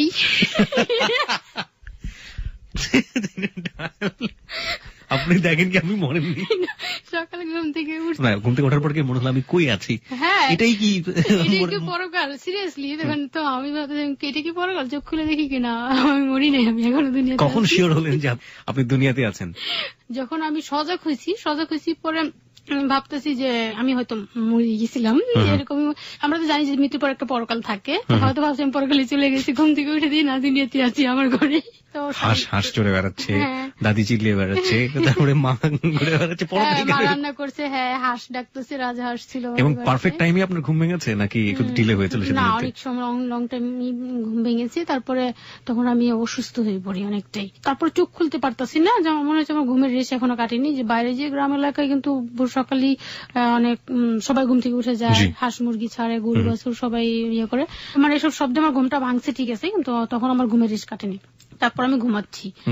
আম্মা বলছে কি হয়েছে, ও সারাদিন ঘুমাচ্ছে, ওর কি হয়েছে? ডাক্তার কাছে নিয়েছে, ডাক্তার বলছে কি না ওর তো কিছু হয়নি, হয়তো প্রেশার টেশার কমে গেছে। তো ও তো চলে গেছে। তারপরে এভাবে আস্তে আস্তে আমি সুস্থ হই। সুস্থ হওয়ার পরে ও বাড়িতে চলে গেছে, আর আসে না। একটা লেটার লিখছে আমার ওই বাড়ি থেকে, যে মানে এমন সিম্পল ভাবে একটা লেটার লিখছে যে লেটারটা সবার কাছে পড়লো কোনো প্রবলেম নেই, ও স্টুডেন্টের কাছে লেটার লিখছি এরকম, যে সাবিনা কেমন আছো, ভালো আছো কিনা, তোমাদেরকে দেখি না অনেকদিন, মনটা খারাপ লাগে। ওই যে আরো স্টুডেন্ট ছিল তাদের নাম উল্লেখ করছে এখানে, যে এটা এমন নর্মাল ভাবে লিখছে যে কারো হাতে পড়লো কোনো সমস্যা নেই। আর বলছে যে তোমাদের অনেক মিস করি, তোমরা একটা লেটার আমাকে দিও। পাওয়ার পরে আমি আবার ওরে আমার আনসার দিই যে না আমরা ভালো আছি, বা আমিও তোমাকে অনেক মিস করি। ও লেটার পাওয়ার পর বুঝতে পারছে যে আমি এখনো জীবিত আছি, মরে নেই। তারপরে ওর হাতে লেটার পরে 2 দিন পরে আসছে, মানে এই কদিন আসেনি, ও একটা ভয় ছিল। আসার পরে বললো যে দেখো বাড়িতে অনেক কাজ ছিল, ঝামেলা ছিল, আসতে পারি নাই, তুমি এরকম কাজ করছো, এটা কি করা ঠিক হয়েছে তোমার? তুমি ভালোবাসো বললে তুমি কি আত্মহত্যা করবা? তো আপনি জিজ্ঞেস করলেন না যে তুমি আমাকে এত ভালোবাসো, চিঠি পাওয়ার পরে দৌড় দিয়ে পালিয়ে কেন বাড়িতে গিয়েছিলে? সেটা আসলে অতটুকু জ্ঞান বুদ্ধি ছিল না, হ্যাঁ, যে আমি ওকে ঘুরে কথাটা জিজ্ঞেস করবো। যখন ও আইসা আবার আমাকে বললো যে না আমার অনেক কষ্ট হয়েছে তোমাকে ছাড়া থাকতে, এখানে একদিন না দেখলে ভালো লাগতো না, সেখানে প্রায় 1.5 মাস হয়ে গেছে আমি ছিলাম, তখন আমি সবই ভুলে গেছি। ঠিক এরকম কন্টিনিউ আবার দেখা সাক্ষাৎ হতো। তো ঘুমের ট্যাবলেটটা খাওয়ার ব্যাপার আমার আম্মাকে, যখন আমি সুস্থ হয়েছি তখন আমার আম্মাকে বলি যে আম্মা আমি ট্যাবলেট গুলি খেয়েছিলাম। আম্মা আবার ট্যাবলেট খুঁজছে যে ট্যাবলেট কোথায়, পরের দিন ট্যাবলেট খুঁজে ট্যাবলেট পায় না, তো আমি বলছি আমি খেয়ে ফেলেছিলাম। তারপর আম্মা বুঝতে পারছে যে কেন খেয়েছিলাম। তো আম্মা বুঝতে পারছে যে আমাদের লাভটা আসলে কতটা জটিল। আমি ঘুমের ট্যাবলেট খেয়েছি, নিজে আত্মহত্যা করার চেষ্টা করছি যে ওর জন্য। তো আব্বাকে বললো, আব্বাকে বলার পর বলতেছে যে না, তো প্রবলেমটা আসলে জটিল আকার ধারণ করতেছে, একটা সলিউশন করা দরকার। তখন আমাদের ক্লাস 6 প্রায় শেষ হয়ে আসছে, যখন আমি 2001 ফার্স্টে থেকে তো আমাদের রিলেশনটা শুরু হয়েছিল, এখন লাস্ট প্রায় চলে আসছে, ফাইনাল পরীক্ষা চলে আসছে প্রায়। তো আমার আব্বা বললো কি যে না ছোট হয়েছে দেখে কি হয়েছে, খুব ঝামেলা করতেছে, ওকে বিয়ে দিয়ে দাও। ছোটবেলাতে এরকম চিন্তা ভাবনা করলে বিয়ে দিয়ে ফেলতে হবে। হ্যাঁ, বিয়ে দিতে হবে। আমার আব্বা ওর পছন্দ করে না, ওর কাছে বিয়ে দিতে আসলে সাধারণত হয় কি যে সব ফ্যামিলিতেই ছেলে যতই যোগ্য হোক বাবা মা মেনে নিতে চায় না, প্রেম ব্যাপারটা মেনে নিতে চায় না, এটা হচ্ছে মেইন কারণ। তো ওর ব্যাপারটা মেনে নিতে চাচ্ছে না। আমার আব্বা বলতেছে না ওরে আমার ভালো লাগে না, তুমি আমার মেয়েরে আমি ওর কাছে বিয়ে দিব না, আমি আমার মেয়ে কেটে নদীতে ভাসাই দিব, তো আমি ওর কাছে বিয়ে দিব না। তা আমার আম্মা আবার তার উত্তর আমার আব্বাকে সাথে সাথে বলছে যে তোমার মেয়েকে যদি তুমি নদীতে কাইটা ভাসায় দাও, তাও তোমার মেয়ে অন্য জায়গায় বিয়ে বসবে না, ও মরতে রাজি আছে তো অন্য জায়গায় বিয়ে বসবে না। আমার কাছে সাধারণত অনেক কিছু শেয়ার করতাম। তারপরে ও যখন দূরে চলে গেছে তখন আমি আমার এক বান্ধবীর কাছে ব্যাপারটা নিয়ে একটু শেয়ার করছিলাম।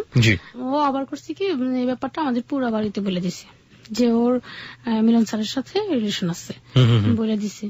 তো গ্রাম এলাকা তো মোটামুটি ছড়াতে সময় লাগে না এসব কথা, প্রচুর দ্রুত, অনেক দ্রুত পুরো এলাকা ছড়াই গেছে। তারপরে আমার আব্বা ছেলে দেখা শুরু করলো, তবে আমাদের এক রিলেটিভের সাথে বিয়ে ঠিক করলো, ওখানে বিয়ে ঠিক করলো।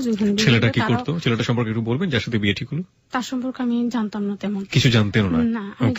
তো ওইখানে বিয়ে ঠিক করছে, বলছে ওর আমি ওইখানে বিয়ে দিয়ে দিবো, টাকা পয়সা যা লাগে আমি দিয়ে আমি ওর বিয়ে দিয়ে দিবো, আমার মান সম্মান বাঁচাতে হবে। এখন ও যা শুরু করছে যে কখন না জানি কোনো অঘটন ঘটায় ফেলে।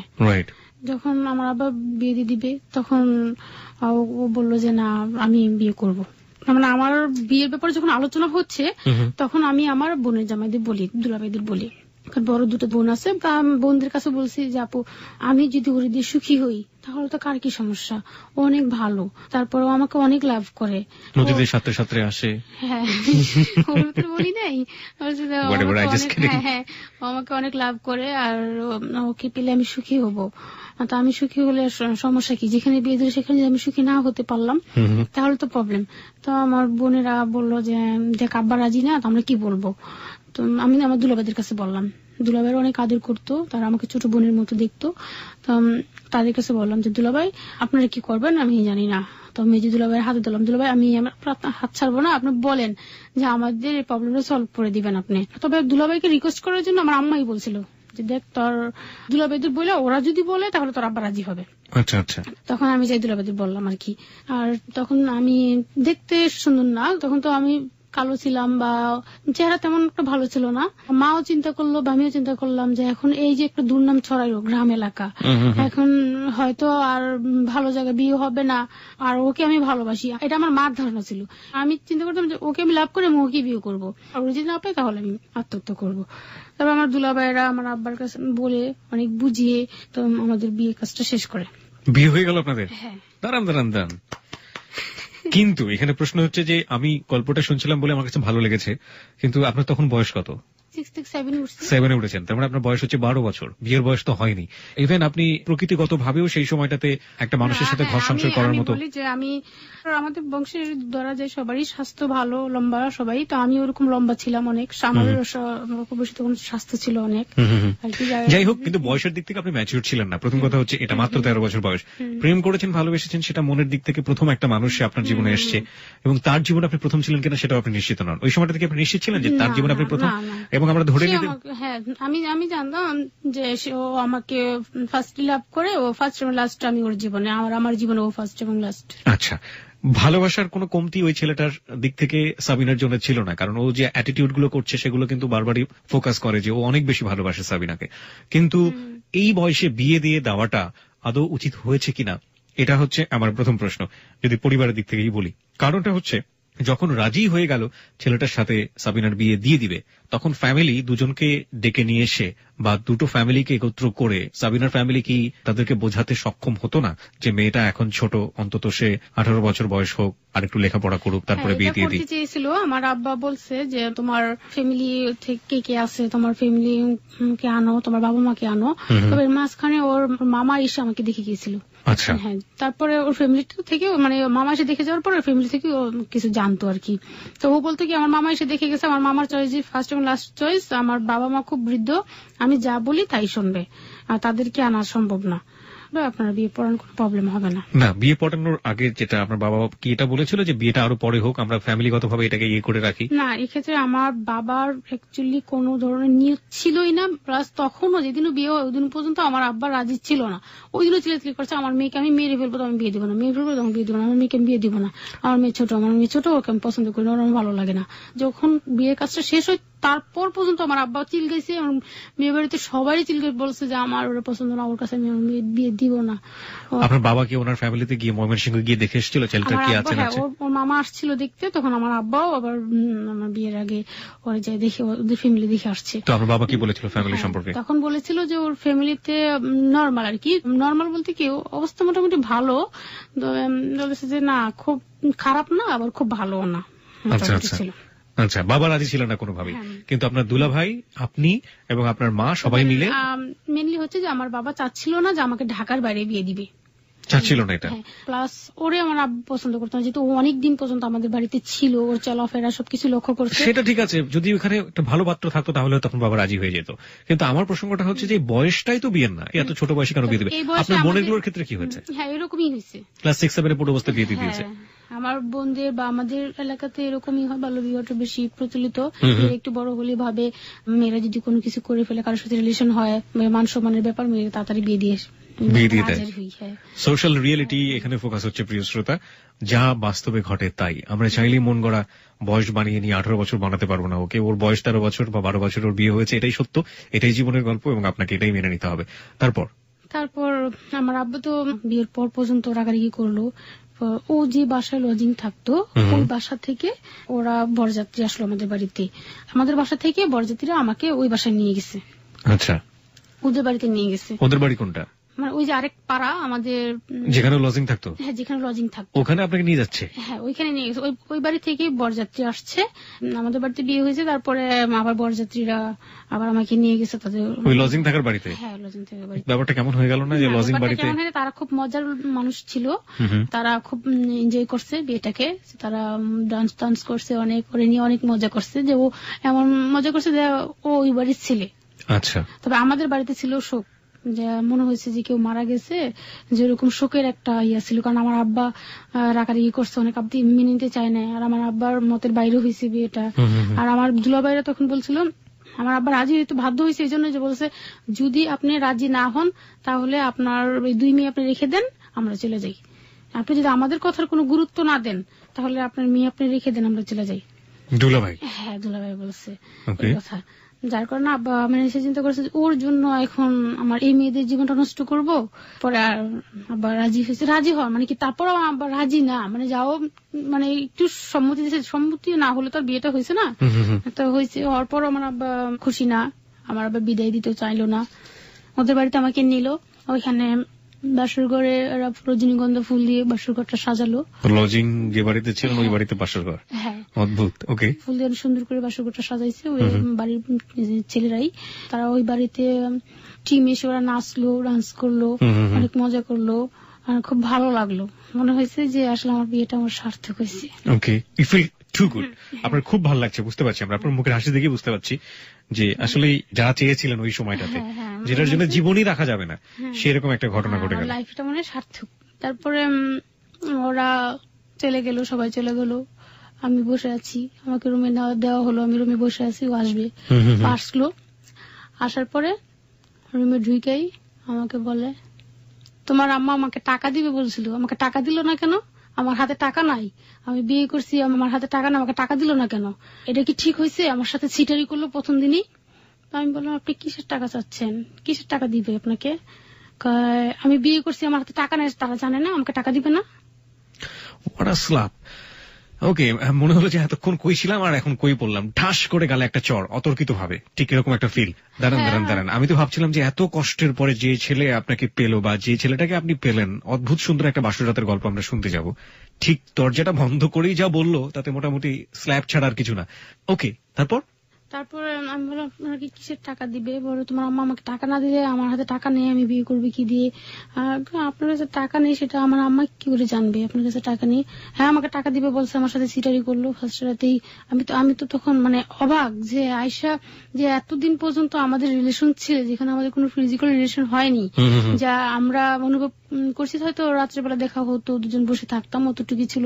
এখন হয়তো আমাদের বাসর হবে আর কি, হবে, কিন্তু সে তা না করে সে ওই টাকা পয়সা নিয়ে করতেছে, ডিসকাস করতেছে আমাকে, কেন আমাকে টাকা দিল না, তোমার আব্বা আম্মা এরকম চিটার, তোমার আব্বা আম্মা টাকা পয়সা দেওয়ার কোনো কথাবার্তা হয়েছিল? ও টাকা চাইছে, হ্যাঁ, ও আমার বলছে যে আমার টাকা লাগবে, একটু পিছনের দিকে ঘুরে যাই, তাহলে আমার আম্মাকে বলছে যে আমাকে কিছু টাকা দিবেন আর জমি দিবেন ওরা কিছু। তো আমাকে আবার লেটার লিখে বলছে কি যে দেখো, তোমার আমার কাছে টাকা চাইছে, জমি চাইছি, ঠিক আছে তোমার আব্বার কাছে, কিন্তু এটা আমাদের সুখের জন্যই চাইছি, আমাকে বলছে। কিন্তু আমি এটা মেনে নিতে পারি নাই। তখন আমি খুব অদ্ভুত ছিলাম যে আমি মানে খুব কষ্ট পাইছি যে ও আমাকে লাভ করে, আমাকে বলছে যে তোমাকে আমি লাভ করি, তোমার গুণ, তোমার সততা, তোমার সবকিছু দেখে আমি তোমাকে লাভ করি, কিন্তু এখনো আমার বাবার কাছে টাকা চাচ্ছে কেন? তখন ব্যাপারটা আমার কাছে খুব অদ্ভুত লাগছিল। মানে বিয়ের আগে আপনাকে জানিয়েছিল চিঠিতে? হ্যাঁ, একটা লেটার দিয়েছিল, সেখানে উল্লেখ ছিল যে আমি এই টাকা পয়সাগুলো চেয়েছি বা জমিগুলো চেয়েছি, সেগুলো আসলে আপনাদের সুখের জন্য, সংসারের সুখের জন্য, কিন্তু আপনি মন থেকে মানতে পারেন? হ্যাঁ, মন থেকে মানতে পারি না। তখন আমি আবার ওর চিঠি দিয়েছি যে তুমি যদি আমাকে ভালোই বাসো তাহলে তুমি এগুলো চাচ্ছ কেন? পরে ঠিক আছে, তুমি যদি না চাও তাহলে আমি কিছু চাই না, আমি শুধু তোমাকে চাই। ওকে, হ্যাঁ, পরে এইভাবে আমাকে লেটারটা লিখে দিছিল। তো আমি হলে ওটা দেখে বলছি যদি কিছুই না চায়, আমাকে চায়, তাহলে তো কোনো প্রবলেম নেই। আর অত কিছু চিন্তা করার আমার বয়স ছিল না যে আসলে ও একবার চাইলে ওর ভিতরে কেন এই চিন্তাটা আসলো। জি। তো ও আমাকে নিয়ে যে বাসরে ফার্স্টে এরকম করলো, আমার খুব খারাপ লাগলো যে আসলে তাহলে ওকে আমাকে বিয়ে করে নেই, ও আমার বাবার যে টাকা বা জমি ওগুলোর লোভে আমাকে বিয়ে করেছে। তখন ওই দিন রাত্রে ফার্স্ট আমি বুঝতে পারি যে আসলে ও আমাকে বিয়ে করেনি। এতদিন ওর ভালোবাসাটা যে কি ছিল সেটা আদৌ আমি জানি না। হ্যাঁ, এরপরে তাকে আমি বোঝানোর চেষ্টা করলাম যে না, আসলে যাই হোক, আমরা যা চাইছি তা তো পাইছি, আমাদের তো বিয়ে হয়েছে, এখন আপনি যাই করেন, আমরা কোনো মতে দুজনে যদি চলতে পারি, খেতে পারলেই হলো, ওগুলো আমাদের কিছু লাগবে না। আচ্ছা ঠিক আছে, লাগবে না, বুঝলো। রাত পার হলো কথা বলতে বলতে। তারপরের দিন ওই বাড়িতে ওরা বৌবতীর মতো ছোট করে একটা অনুষ্ঠান করার চেষ্টা করলো। তারপর আমার বোনেরা গেলো, আনলো, আমাকে যে নিয়ে আসলো, ওই যে আমাকে নিয়ে আসলো ওই বাড়ি থেকে, ওই বাড়িতেই জাস্ট ওই দিন ও আসলো, আমিও আসলাম। ওই দিন থেকেই আমাকে ফার্স্টের দিনে বলতেছে যাও আমার কাপড় চোপড় গুলো ধুয়ে দাও। সেকেন্ড ডেতে? হ্যাঁ, আমার প্রবলেম কি যে থাক, হাজবেন্ড সাথে তো নিজে কাপড় চোপড় দিয়েছে কষ্ট করে, আমি দিই। তারপর আস্তে আস্তে ওর চলাফেরাটা মানে ওর আচার আচরণটা আমার কাছে খুব অস্বাভাবিক মনে হচ্ছিল শুধু। প্রিয় শ্রোতা, আমরা এই জায়গাটায় 4 মিনিটের বিজ্ঞাপন বিরতি নিতে চাই। আমরা জানি ফ্লেভারটা চেঞ্জ হয়ে গিয়েছে, যেভাবে এগোচ্ছে জীবনের গল্প সেটা শেষ পর্যন্ত কোথায় গিয়ে দাঁড়াবে আমরা সবসময় বলে থাকি। কোন বিরতিতে আসলে অনুমান করা খুবই মুশকিল যে এর পরে আসলে কি ঘটতে যাচ্ছে। এটা নাটক সিনেমাতে সম্ভব, জীবনের ক্ষেত্রে সম্ভব নয়, কারণ জীবন যেরকম সিলেবাস মেনে চলে না, এবং জীবনের গল্পও ঠিক এমন ভাবে এখানে প্রচার করা হয় যেটা কোনো সিলেবাস বা কোনো ইনস্ট্রাকশন মানে না। প্রকৃতি, ভাগ্য এবং নিজের কৃতকর্ম যে দিকে নিয়ে যায় জীবনকে, জীবন ঠিক সেভাবে এখানে উঠে আসে জীবনের গল্পে। প্রিয় শ্রোতা, আপনারা শুনছেন ক্লোজ আপ প্রেজেন্স হ্যালো 8920। আরজি কিবরিয়া রয়েছে আপনার সঙ্গে, এবং আমার সঙ্গে রয়েছে আমাদের আজকের অতিথি সাবিনা। তাকে দেখার জন্য এবং তাকে নিয়ে যদি কোনো প্রশ্ন থেকে থাকে, তার জীবনের গল্পে আপনি কি অনুভব করছেন সেটা জানানোর জন্য কোনো কমেন্টস করতে চাইলে আপনি চলে আসতে পারেন আমাদের ফেসবুকে। আমাদের ফেসবুকের ঠিকানা facebook.com/hello8920। আরো একবার বলছি, facebook.com/HELLO8920। ওখানে গিয়ে অবশ্যই লাইক দিতে হবে, এবং লাইক দেওয়ার সঙ্গে সঙ্গেই আপনি হ্যালো 8920 মেম্বার হয়ে যাবেন। আর যারা নতুন লাইক দিচ্ছেন এখানে, তাদের মধ্য থেকে 2 জন, এবং যারা কমেন্টস করছেন তাদের মধ্য থেকে 1 জনকে আমরা দিচ্ছি ক্লোজ আপের সৌজন্যে আকর্ষণীয় গিফট হ্যাম্পার। আমরা ফিরে আসছি 4 মিনিটের বিজ্ঞাপন বিরতির পর, সাথেই থাকবেন। Close Up presents Hello 8920. Close Up. The closer, the better. 4 মিনিটের বিজ্ঞাপন বিরতির পর প্রিয় শ্রোতা, আমরা আবারও ফিরে এসেছি ক্লোজ আপ প্রেজেন্স হ্যালো 8920-তে। আরজি কিবরিয়া রয়েছে আপনার সঙ্গে, এবং আপনি শুনছেন আপনার প্রিয় স্টেশন এবিসি রেডিও FM 89.2। আমাদের সঙ্গে রয়েছে সাবিনা তার জীবনের গল্পে। সাবিনার এখানে রেডিও স্ট্যাটাসে অনেকেই অনেক ধরনের কমেন্টস করছেন, আপনি চাইলে ওখানে দেখতে পারেন, এবং আমাদের ফেসবুকের ঠিকানা facebook.com/hello8920, facebook.com/HELLO8920। এবং যাওয়ার পর অবশ্যই আপনি লাইক দিতে ভুল করবেন না। লাইক দেওয়ার সঙ্গে সঙ্গে কিন্তু আপনি হ্যালো 8920 পার্মানেন্ট মেম্বার হয়ে যাবেন। সাবিনা, যে জায়গাটিতে আমরা ছিলাম, আবার ওখান থেকে ফিরছি। আপনি বললেন যে অস্বাভাবিক কিছু জিনিস আপনি দেখতে পেলেন ওর মধ্যে, ঠিক আছে? তারপর আসলে এরকমই হয়, মানে যত শুনেছি এখানে অনেকগুলো জীবনের, আপনি নিজেও শোনেন হ্যালো 8920-তে, দূরের জিনিস না অনেক সুন্দর। এবং যেটা হয় যে আসলে চাঁদকে আমরা পৃথিবী থেকে দেখি, চাঁদটা আমাদের কাছে কিন্তু অনেক সুন্দর, অনেক সুন্দর, চাঁদের মতো মুখ, চাঁদের মতো সুন্দর তুমি, কত উপমা চাঁদের জন্য। কিন্তু চাঁদের বুকটা কিন্তু অনেক এবড়ো থেবড়ো বলছি, মানে উঁচু নিচু, দেখবেন যে গর্ত দিয়ে ভরা, এবং চাঁদের যে মাটি সেটা মোটেও দেখতে সুন্দর নয়। কাছাকাছি গেলে না সকল অসৌন্দর্যগুলো বা একটা মানুষের মধ্যে যে অসুন্দর জিনিসগুলো সেগুলো খুব ফুটে ওঠে। তারপরও সৃষ্টিকর্তা অদ্ভুত কিছু জিনিস দিয়ে মেয়েদেরকে সৃষ্টি করেছেন, এবং তারা কেন জানি মানিয়ে নেয় ব্যাপারগুলোর সাথে, ওইগুলোর মধ্যেই নিজেদের সৌন্দর্য খুঁজে বের করবার চেষ্টা করে। হ্যাঁ, তারপর কি হলো বলেন তো? তারপর এরকম 2-4 দিন গেল, ওর আচার আচরণ সবকিছুই আমার কাছে অস্বাভাবিক মনে হলো।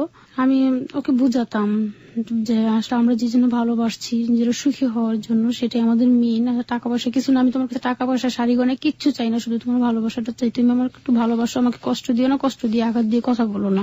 ওই ছেলেটা তো তখন কোনো রোজগার করতো না, শুধুমাত্র ওই কয়টা টিউশনি করতো। তারপরেও বিয়ে করলেন তাকে, এবং একই সাথে চলবে কিভাবে? ও ফার্স্ট টাইম আমাদের এলাকা আসার পরে যে টিউশনি করতো, তারপর আস্তে আস্তে ও টিউশনির ইয়াটা বাড়ছে আর কি, ভালো ভালো টিউশনি করতো কয়েকটা।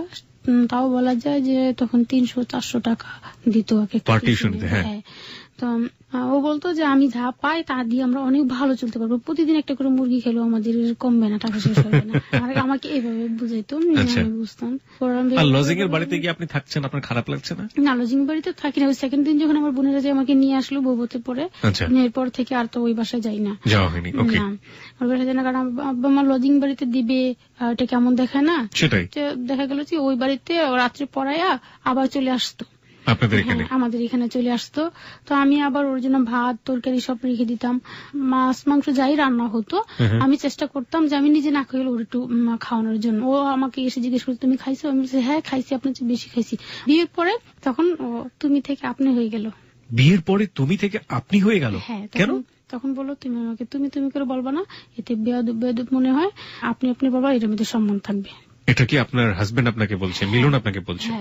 মানে অদ্ভুত একটা চেঞ্জ দেখতে পেলাম প্রিয় শ্রোতা। সাধারণত যখন টিচার ছিল তখন আপনি দেখা স্বাভাবিক, প্রেমে পড়লে তুমি, বিয়ের পরে তুই তো কারিতে যাওয়ার কথা সাধারণত যেটা হয় আর কি। কিন্তু এদের ক্ষেত্রে আবার সেই ফুল ইউটার্ন যেটাকে বলে, আবার সেই পূর্বের জায়গায় ফিরে গেল, আপনি। ওকে, তারপর বললাম যে আপনি এরকম করেন না, আমি আপনি যা দেন তাতেই আমি। আপনি তো মানলেন যে আপনি করে বলবেন, আপনি তো মানলেন, মানতে পারলেন, কষ্ট পেলেন না? খুব লাভ করি, যে কারণে আমাকে যা বলতো আমি তাই করতাম। যদি বলতো যে তুমি এখানে সারাদিন বসে থাকবা, আমি সারাদিনে বসে থাকতে রাজি ছিলাম। আমি এত অন্ধের মতো ওরে ভালোবাসি যে ও যা বলে আমি তাই করি। লেখাপড়া বন্ধ হয়ে গেছে তখন পড়াশোনা চলে। আচ্ছা। তো আমাকে বিয়ে করার সময় আবার বলছে যে তুমি যত পড়াশোনা করতে চাও আমি তোমাকে পড়াশোনা করাবো। যখন আমার বিয়ে হয়ে যায় তখন স্কুল থেকে আমার টিচাররা পর্যন্ত আমাকে ইয়া করছে যে এত ছোট মেয়ে, এই এলাকার মেয়েদের এত ছোট ছোট মেয়ে বিয়ে দিয়ে দেয়। মানে আমার স্কুল থেকে, মানে ক্লাস 6 থেকে যে আমার হাই স্কুলে 10 পর্যন্ত প্রত্যেকটা স্টুডেন্ট জানতো যে আমার বিয়ে হয়েছে। তো আমি স্কুলে যাইতাম, তখন ও আমাকে খাতা কলম কিনে দিত না, টুকিটাকি অনেক খরচ লাগতো, কিনে দিত না। এটা পড়াশোনার চাপও বাড়ছে। আমার আব্বাকে বলতাম, আব্বা বলছে এখন বিয়ে হয়ে গেছে আমি দিব কেন, কারণ আব্বা তো প্রথম থেকেই খুশি না। আমার বিয়ে হওয়ার পরে আব্বা যখন আমি বাড়িতে থাকি তখন আমার আব্বা বাজার করতো না, বলতো কি যে আমি কেন ওরে খাওয়াবো, ও বিয়ে করছে, বিয়ে করে বউ নিয়ে চলে যাক বাপের বাড়ি, আমার কাছে থাকবে কেন, আমি দুজনকে খাওয়াবো। This track was downloaded from FusionBD.com. মনে কি আমার ঠেকা লাগছে, যার কারণে দেখা যেত যে ওর জন্য বা আমার জন্য আমাদের ফ্যামিলিতে সবারই খুব কষ্ট হতো, খাওয়া দাওয়া বা চলাফেরা বা সবকিছু আস্তে আস্তে কমিয়ে দিল ঘরের ভিতরে। আবার মনটা খারাপ হয়ে গেছে যে মেয়েটাকে আমি এত আদর করলাম। আমি আসলে ফ্যামিলির আমার অন্যান্য বোনদের তুলনায় একটু কালো, যার কারণে আমার আব্বা আমাকে আদর করতে বেশি আদর করতো। জি। আর আমাকে নিয়ে স্বপ্ন দেখতো যে আমি ওকে পড়াশোনা করাবো, ও একদিন লয়ার হবে, তারপরে একটা শিক্ষিত ছেলে দেখে বিয়ে দিবে, এরকম একটা টার্গেট ছিল আমার আব্বার। তো যেহেতু আমার লাইফে এরকম হয়ে গেল, এটা আমার আব্বা কিছুতেই মেনে নিতে পারছে না, বিয়ে হওয়ার পর মেনে নিতে পারছে না। কিন্তু ওই দিক দিয়ে ওর চিন্তাধারা হচ্ছে এখন বিয়ে হয়ে গেছে, যদি এখন আমি বেশি বেশি লাভ করি তাহলে ওর বাবা মা ভাববে ও সুখী হয়ে গেছে, তাহলে আমাকে কিছু দিবে না। আমাকে দাঁড়ান, আমি যতটুকু বুঝে গেছি সেটা হচ্ছে যে ও যেটা প্রমাণ করার চেষ্টা করছে আপনার ধারণা মতে যে আপনাদের মধ্যে যদি একটু ঝামেলা থাকে তাহলে সুখী করার জন্য বাবা মা কিছু একটা টাকা পয়সা বা কিছু একটা দিবে। আমার এই জায়গাটা জানতে ইচ্ছা করছে, আপনার যে বড় বোনগুলোর বিয়ে হয়েছিল তাদেরকে ফ্যামিলি থেকে কিছু দেওয়া হয়েছিল? না, আমার বড় বোনকে কিছু দেওয়া হয়নি, মেজো বোনকে কিছু দেওয়া হয়নি। অ্যারেঞ্জ ম্যারেজ ছিল? বাবা মাই ওদেরকে বিয়ে দিছে। কিচ্ছু দেওয়া হয়নি? মানে যৌতুক ছাড়া, যৌতুক যদি না বলি খুশি হয়ে কিছু দেয়া, কিছুই না? গিফট অনুসারে যা দেওয়া হয় ওরকম টিকিটে কিছু দিছে আর কি। তারপরে বলছি যে আমার বাবার জমি ছিল, তো আমার বড় জমিটা কোথায় ছিল? আমাদের বাড়ির পাশেই। ঢাকাতেই? হ্যাঁ, ঢাকাতেই। কতটুকু জমি? জমি আমার আব্বার কতটুকু ছিল তো আমি এখনো জানি না। এখনো শিওর না, বাট জমি আপনাদের ছিল এবং সেটা আপনার হাজবেন্ড জানতো? হ্যাঁ, আমাকে তো বিয়ের আগে প্রশ্ন করতো, বলতো কি তোমাদের ওই জায়গার জমিটার দাম কত, ওই জায়গার জমিটার দাম কত, যে জায়গার জমিটার দাম বেশি সে বলতো ওই জমিটা যদি তুমি যদি চাও তোমার আব্বার কাছ থেকে দিবে না। আমি কি হ্যাঁ, আমি আমার আব্বা আমাকে অনেক আদর করে, আমি যদি বলি আব্বা আমাকে ওই জমিটা দিবে। এগুলো আপনাকে বিয়ের আগে প্রেমে পড়ার সময় এগুলো জিজ্ঞেস করতো? জিজ্ঞেস করতো আর কি। হ্যাঁ, ওকে, তার মানে আপনার যেহেতু প্রেমে পড়ার পরে না, প্রেমে পড়ার সময় মানে ফার্স্ট টাইম দিয়ে আমাকে এগুলো জিজ্ঞেস করতো। আপনার কাছে এগুলো কিছুই মনে হতো না? না, কিছু মনে হতো না। আমি তখন বুঝতে পারতাম না আসলে ও কিসের জন্য এগুলো জিজ্ঞেস করছে। ওর ধারণা আমার সাথে ভালো ব্যবহার করলে হয়তো কিছু পাবে না, খারাপ ব্যবহার করতো। রাবিয়া বলতে কি আমাকে বলতো কি আজকে আমার কাপড় চোপড়টি ধুয়ে রেখো, তো জাস্ট একটা অজুহাত। আয়সা দেখছে যে কাপড়গুলো ধোয়া না, আমি কাপড় ধুবে কি দিয়ে সাবান নেই। আয়সা বেদুম মার গালে মুখে মানে ঘুষি আর চর। আপনাদের বাড়িতে বসে? হ্যাঁ, আমাদের বাড়িতে। আমি জানলাম না যে আমাকে মারা হলো কেন। পরে আমি জিজ্ঞাসা করলাম আমি কি অন্যায় করছি, আমাকে মারলেন কেন, তুমি আমার কাপড় চোপড়টি ধোও নাই কেন। কাপড় চোপড় ধুবো, আমার তো সাবান নেই, আমি কি দিয়ে কাপড় ধুবো, কি দিয়ে ধুবো তুমি জানো? আমি জানি। বিয়ের কতদিন পরে গায়ে হাত তুললো? 2 সপ্তাহ হবে।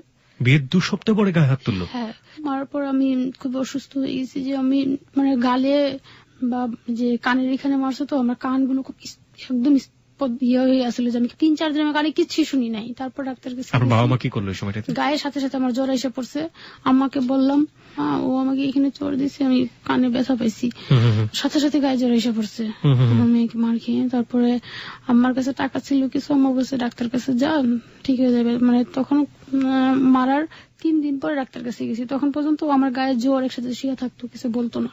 তারপর 3 দিন পর আমি নিজে একা একা ডাক্তার কাছে গেছি। এরকম ভাবে সময় কাটতে থাকলো, প্রায় 2-2.5 মাস হয়েছে। ও ফার্স্ট টাইম থেকে বিয়ের পর থেকেই ওর ইচ্ছে ছিল যে ও বেবি নিবে, কিন্তু আমি বলতাম যে আমি তো এত অনেক ছোট, আমি এখনো পড়াশোনা করি। আপনি কি হাঁসের ডিম খাওয়াতেন আগের মতো? হ্যাঁ, খাওয়াতাম। এখন তারপর যে আব্বা বাজার করে বন্ধ করে দিচ্ছে, তেমন একটা বাজার করতো না।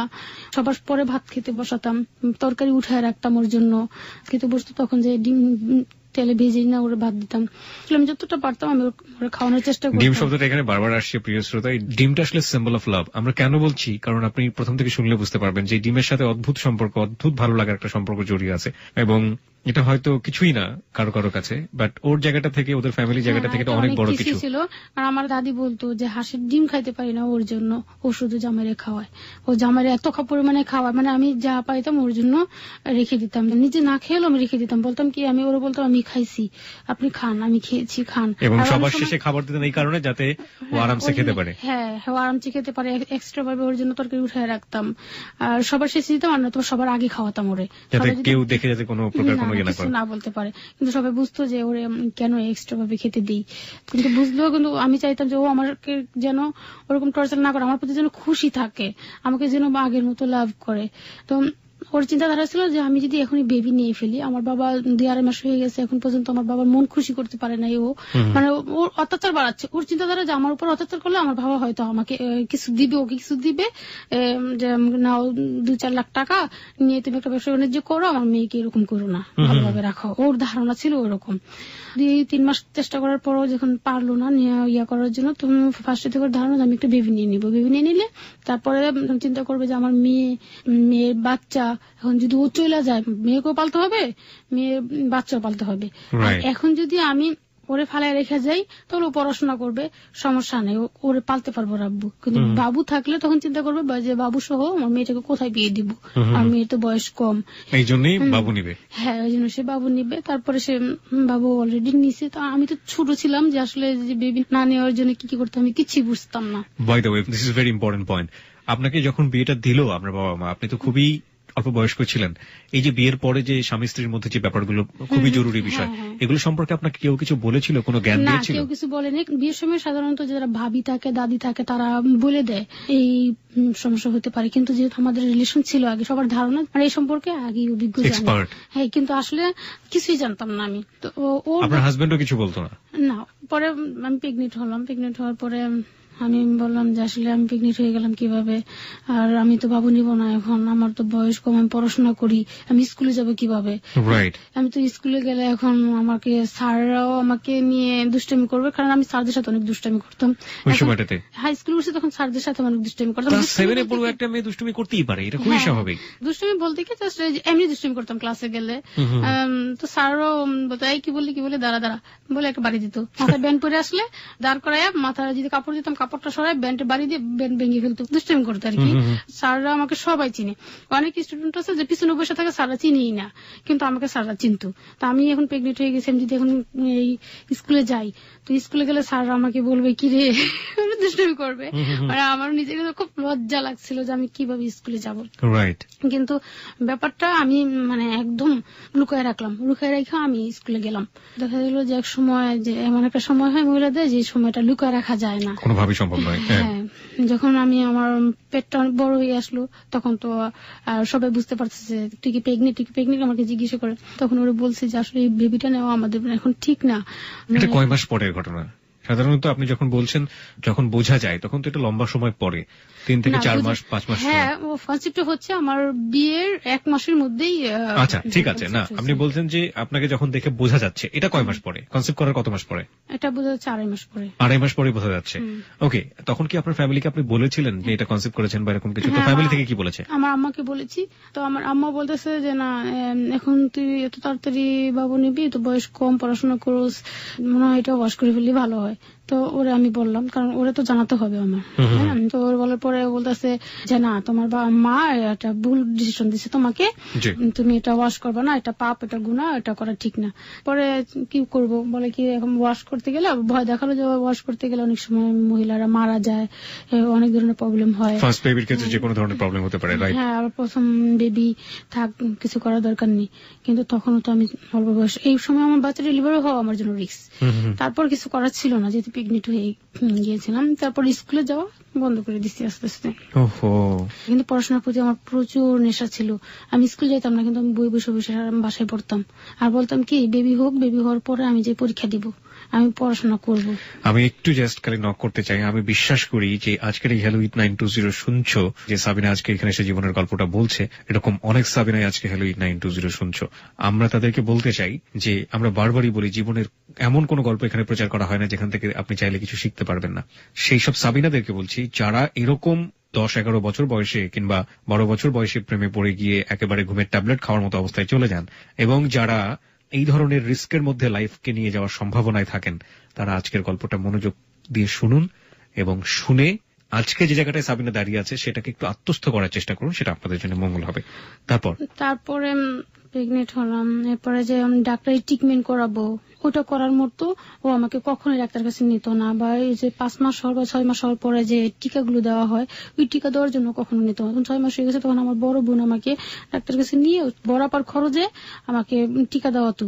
আর ও আমাকে কখনো এর মধ্যে যে সময়টা ছিল আমাকে 2 টাকার কোনো জিনিসও কিনে দিত না, যতটুকু করতাম না ফ্যামিলি থেকে। আর ও যে লজিং মাস্টার ছিল, লাস্টে ও লজিং ছেড়ে দিয়ে আমাদের বাড়িতে চলে আসছে। আমাদের বাড়ি থেকে ও টিউশনি করে, কিন্তু টাকা 1 টাকা আমাদের ফ্যামিলিতে দেয় না। তারপরে আমার বেবি সময় হয়ে আসছে, বেবি বাচ্চা সিজারে ডেলিভারি হওয়ার কথা ছিল, সে বাচ্চা হলো নর্মাল ডেলিভারি। আপনাদের বাসাতেই? বাসাতে না, আমি 2 দিন ব্যথা থাকার পরে আমাকে হসপিটালে নেওয়া হয়েছে। হসপিটালে নেওয়ার পরে হসপিটালে 10,000 টাকা চাইছে, যে এখন রুগী বাচ্চা উপরে উঠে আসছে, রুগী এবং বাচ্চার মার অবস্থা খুবই খারাপ, যদি সিজার না করেন তাহলে বাচ্চা মা দুজনই মারা যাবে।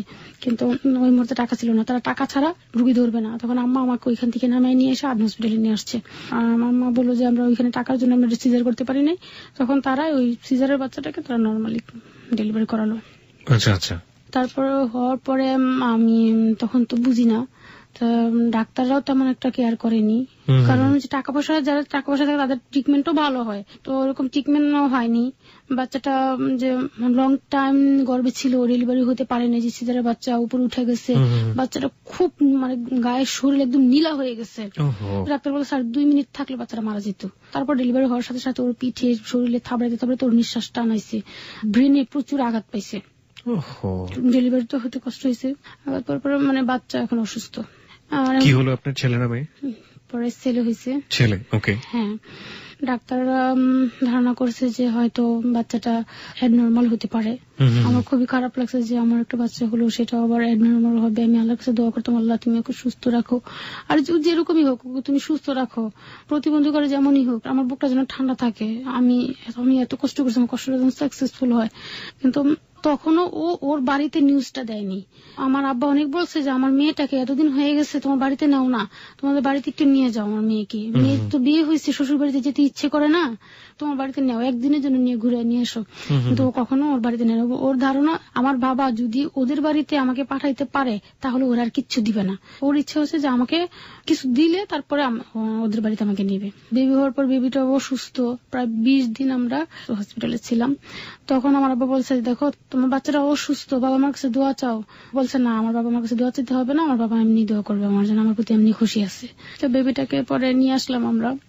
আমার যে শারীরিকভাবে যে প্রবলেমটা হয়েছিল ওই সমস্যাটা রয়ে গেল, কারণ তখন আমরা বাচ্চাটা নিয়েই খুব টেনশন ফিল করছি। বাচ্চাটার লাস্ট পর্যায়ে এমন হয়েছে যে ওর গায়ের রক্ত দেখা দিল, যে ওরা 10 দিন পর্যন্ত বুকের দুধ মুখে দিতে দেয়নি, স্লানের উপরে রাখছে, পরে ব্লাড লাগছে।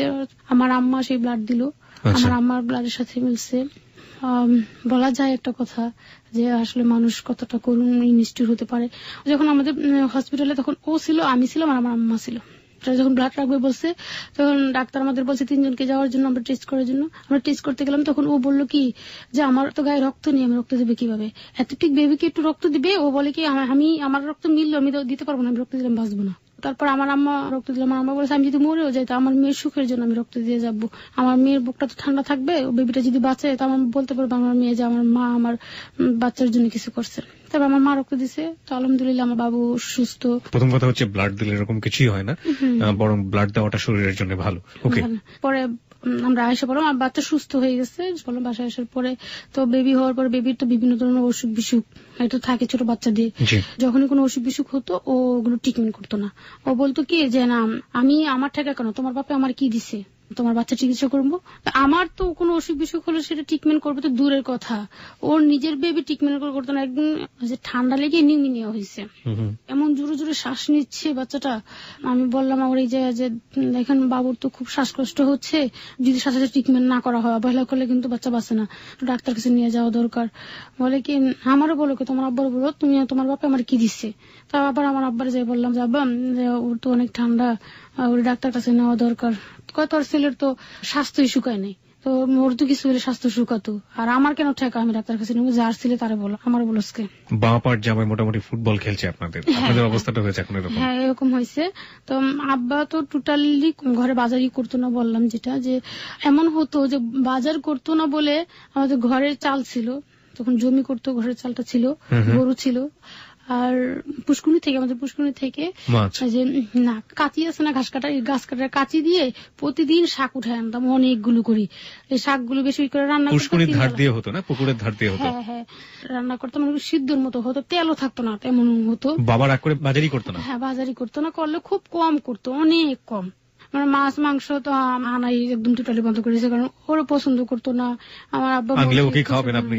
হ্যাঁ তো বাচ্চারা ট্রিটমেন্ট করতো না। ও একদিন এরকম হয়েছে যে ও বাবুটার হাতে যে চুলকানি হয়, চুলকানি হয়ে হাতে ঠোসা পড়ে, বড় বড় ঠোসা পড়ছে হাতের মধ্যে, 2 হাত ঠোসা পড়ে, আঙ্গুলগুলো মানে ও এরকম করে রাখে, বাঁকা করতে পারে না, আঙ্গুলগুলো একদম বাঁকাই করতে পারে না, ফুইলা একদম যে মরা মানুষের হাত পা যেরকম হয় না, একদম ফুইলা সাদা হইয়া একদম ফুলে ফুলে রয়েছে, হাত বাঁকা করতে পারে না। বাবু খুব কান্নাকাটি করে, খাইতেও পারে না। তো আমি আমার আব্বার এনে দেখালাম যে আব্বা দেখেন ওর একটু ডাক্তার কাছে নেওয়া দরকার। তো আব্বা আমাকে সেই একই কথা বললো যে ওর ছেলেকে আমি চিকিৎসা করবো কেন, ওরটা ওরে বল, ও তো আমাকে একটা কথা না টিউশনি করে কি করে। তারপর তাও ঠিক আছে, ও টিউশনি করে কি করে, ওর নিজের বাচ্চারা ট্রিটমেন্ট করতে পারে না, ও তাও করবে না। আবার ওরে যে বললাম, ও বলে আমার কাছে টাকা নাই, আমি কিভাবে করবো। তখন আমি বললাম যে আসলে আপনার কাছে টাকা নেই, আপনি যে টিউশনি করেন আপনি কি করেন এই টাকাগুলো। তখন আমার ছোট ভাই আমার বোন আমার সাথে ছিল, যখন আমি কখনো ওরে মানে উল্টা একটা কথা বলে উল্টা কিছু বলতাম না। তো ওই দিন বলছিলাম যে কি বাবুর ডাক্তার কাছে নেওয়া যায় না, তো এই কথা বলাতে আমার ভাই বোনের সামনে আমাকে মারলো। মারার পরে আমার ভাই ছোট আমার, তারপর খুব রাগ হয়েছে যে আমার সামনে আমার বোনকে মারে, খুব রাগছে। তখন আমার ভাইকে সামলালাম, থাক কিছু বলিস না, কারণ কিছু বললে হয়তো রাগ করে চলে যাবো। ও সত্যি সত্যি আমাকে মারলো, মেরে এরপরে চলে গেছে, ওকে কেউ কিচ্ছু বলে নাই, ও এমনি চলে গেছে, ও ডাক্তার কাছে নিবে না, ওরা চিকিৎসা করাবে না। তারপর কি হলো? তারপর তো বাড়ি চলে গেল। আমি অনেক কষ্টে আমার আম্মার হাঁসের ডিম বিক্রি করছে, তারপর যে দুধ দিত মানুষকে, দুধের টাকা দিল, ওই টাকা দিয়ে বাবুকে ট্রিটমেন্ট করালাম। ও বাড়ি থেকে প্রায় 2 মাস পরে আসলো। তো সেম একই যে না আমার ভুল হয়েছে, এরকম আর হবে না। তো আবার সে আমাদের বাড়িতে রয়ে গেলাম। আমরা যে বাসায় যেত সেই বাসায় যে শুধু আমার আব্বার নামে আর আমার আম্মার নামে নানান ধরনের গিবত বলতো। তো আমার আব্বা মানুষের কাছে এগুলো শুনে আমার আব্বা আরো রাগান্বিত হয় যে ওরে আমি খাওয়াই পালি, তারপরে ও আবার আমার নামে গিবত বলে। তো ওরা বলছে কি ঠিক আছে শোনো তুমি কি চাও, ডাকছে বলছে যে আমার ব্যবসা করার জন্য আপনার কিছু টাকা দেন, আমি চলে যাই। আমার আব্বা বলেছে ঠিক আছে তুমি আমার মেয়েকে নিয়ে বাড়ি যাও, তোমার বাবা মার কাছে নিয়ে যাও, আমার মেয়েকে আমি সুখী দেখতে চাই, আমার মেয়েকে যদি আমি সুখী দেখি তাহলে তুমি যা তাই দিব। এটা ছিল আমার বাবার একটা টেকনিক, জাস্ট যা শুধু আমাকে এখান থেকে বিদায় করতে পারলি হলো। হ্যাঁ বিদায় করতে পারলেই হলো।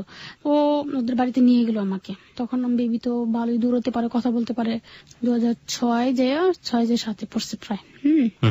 এর মধ্যে এরকম ভাবে চলতে থাকলো। ওদের বাড়ি থেকে যখন আমি আসলাম, তারপর আমার আব্বা বললো তোমরা আলাদা হও, তারপরে দেখি তোমাদের কি করা যায়। আলাদা হওয়ার জন্য আমার আব্বা চাল টাল এমনি হাড়ি পাতিল যা লাগে টুকিটাকি সবই দিয়ে দিছে যে তোমরা আলাদা হয়ে যাও। ওই 2-3 মাস ভালোই ছিল, ও বাজার করেনি, কিন্তু ওই আমার আব্বা যে বাজারটা দিয়েছিল সেটা দিয়েই চলছে কয়েকদিন। এটা শেষ হওয়ার পরে সে আবার বেন দিল, তোমার বাবার কাছে যাও, আবার টাকা নিয়ে আসো, চাল নিয়ে আসো। তারপর আবার আমার বাবার কাছে আসলাম। আমার বাবা অনেক বকাঝকা করে আমাকে বলে যে তুই আমার মান সম্মান নষ্ট করে ফেলছ, তুই আমার কোন ছেলে মেয়ে কাউকে পছন্দ করে বিয়ে করে না, তুই বিয়ে করছ, তুই এখন আমার বাড়ি থেকে চলে যা। আমার কাছে আব্বা আমাকে অনেক আদর করেছে এবং অনেক বকাঝকা করে বাড়ি থেকে বের করে দেয়। এইসব বলি যে দেখেন আব্বা আমাকে এগুলো বলছে। ও আমাকে বলে দেখছো তোমার বাবা তোমার দেখতে পারো না। আমার বলছে তুই মরতে পারিস না, তোরে কেউ দেখতে পারে না, তোর বাবা যদি তোর দেখতে পারতো তোরে কিছু দিত, তোরে বাড়ি থেকে বের করে দিছে না। এরপর আর ও কোনো বাজার টাজার করলো না। আমরা আলাদা হয়েছি, আমার বোনের একটা পুরোনো বাড়িতে গেছিলাম, আমরা আলাদা হয়ে ওই বাসায় ছিলাম, ভাড়া ছিল না, মানে এমনি আমরা থাকতাম ওই বাড়িতে। তো ও করলো কি আমাদের পাশের গ্রামে একটা লজিং ঠিক করলো। ও আমার রাইখা ও লজিং বাড়িতে চলে গেছে। ঘরে কোনো বাজার করে না, কিচ্ছু করে না, তেল নুন কিচ্ছু আনে না। লজ্জা কাউকে বলি না, সবাই বলবে কি তুই তো বিয়ে করেছিলি, তোর বাবা তো রাজি ছিল না। 3 দিন পর্যন্ত একদম স্টেজ না খেয়েছিলাম। ও সন্ধ্যার সময় আসতো, সন্ধ্যার সময় আইসা হয়তো বড় জোর মানে একটা শার্ট বা লুঙ্গি এটা সেটা নেওয়ার জন্য আসতো। মানে একদিন আমি পায়ে যায় লুটায় পড়ে পায়ে ধরি যে দেখেন আমাকে কেন আপনি এত কষ্ট দিচ্ছেন, আমি তো কোনো অন্যায় করিনি, আপনি তো আপনাকে ভালোবাসি, আমাকে ভালোবেসে আপনাকে বিয়ে করেছি, আমি কি দোষ করেছি, আপনি আমাকে কেন এত কষ্ট দেন, আমার তো কোনো অন্যায় ছিল না।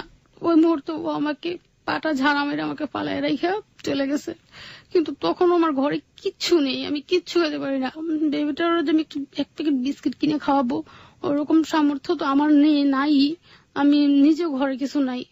একদিন ভাত রান্না করছিলাম, সেই ভাতটা আমি একদিনে ভাত 3 দিন খাইছি। এক মুঠ করে ভাত খাইতাম, চিন্তা করতাম এই আজকে যদি সবগুলো ভাত খেয়ে ফেলি তাহলে কালকে আবার খাবো কি, এরকম ভাবে আমি দিন কাটাইছি। তারপরে আমার পাশে আমার ফুপু ছিল, আমার ফুপু বলতেছে কি রে তোর আমি কতদিন যাবত দেখি না রান্না করতে, সেই কবে একদিন রান্না করছো, এরপরে আর দেখি না রান্না করতে, কি খাস? আমি রান্না করছি, তখন আপনি বাসায় ছিলেন না, আমি যখন রান্না করছি সত্যি, কিন্তু তখন আমি রান্না করি না, আমার ঘরে কিচ্ছু নাই। তারপর আমার ফুপু বলতেছে তোর মুখটা অনেক শুকনো শুকনো, তুই কথা বলতে পারতেছ না, তোর জিভে কথা আসতেছে।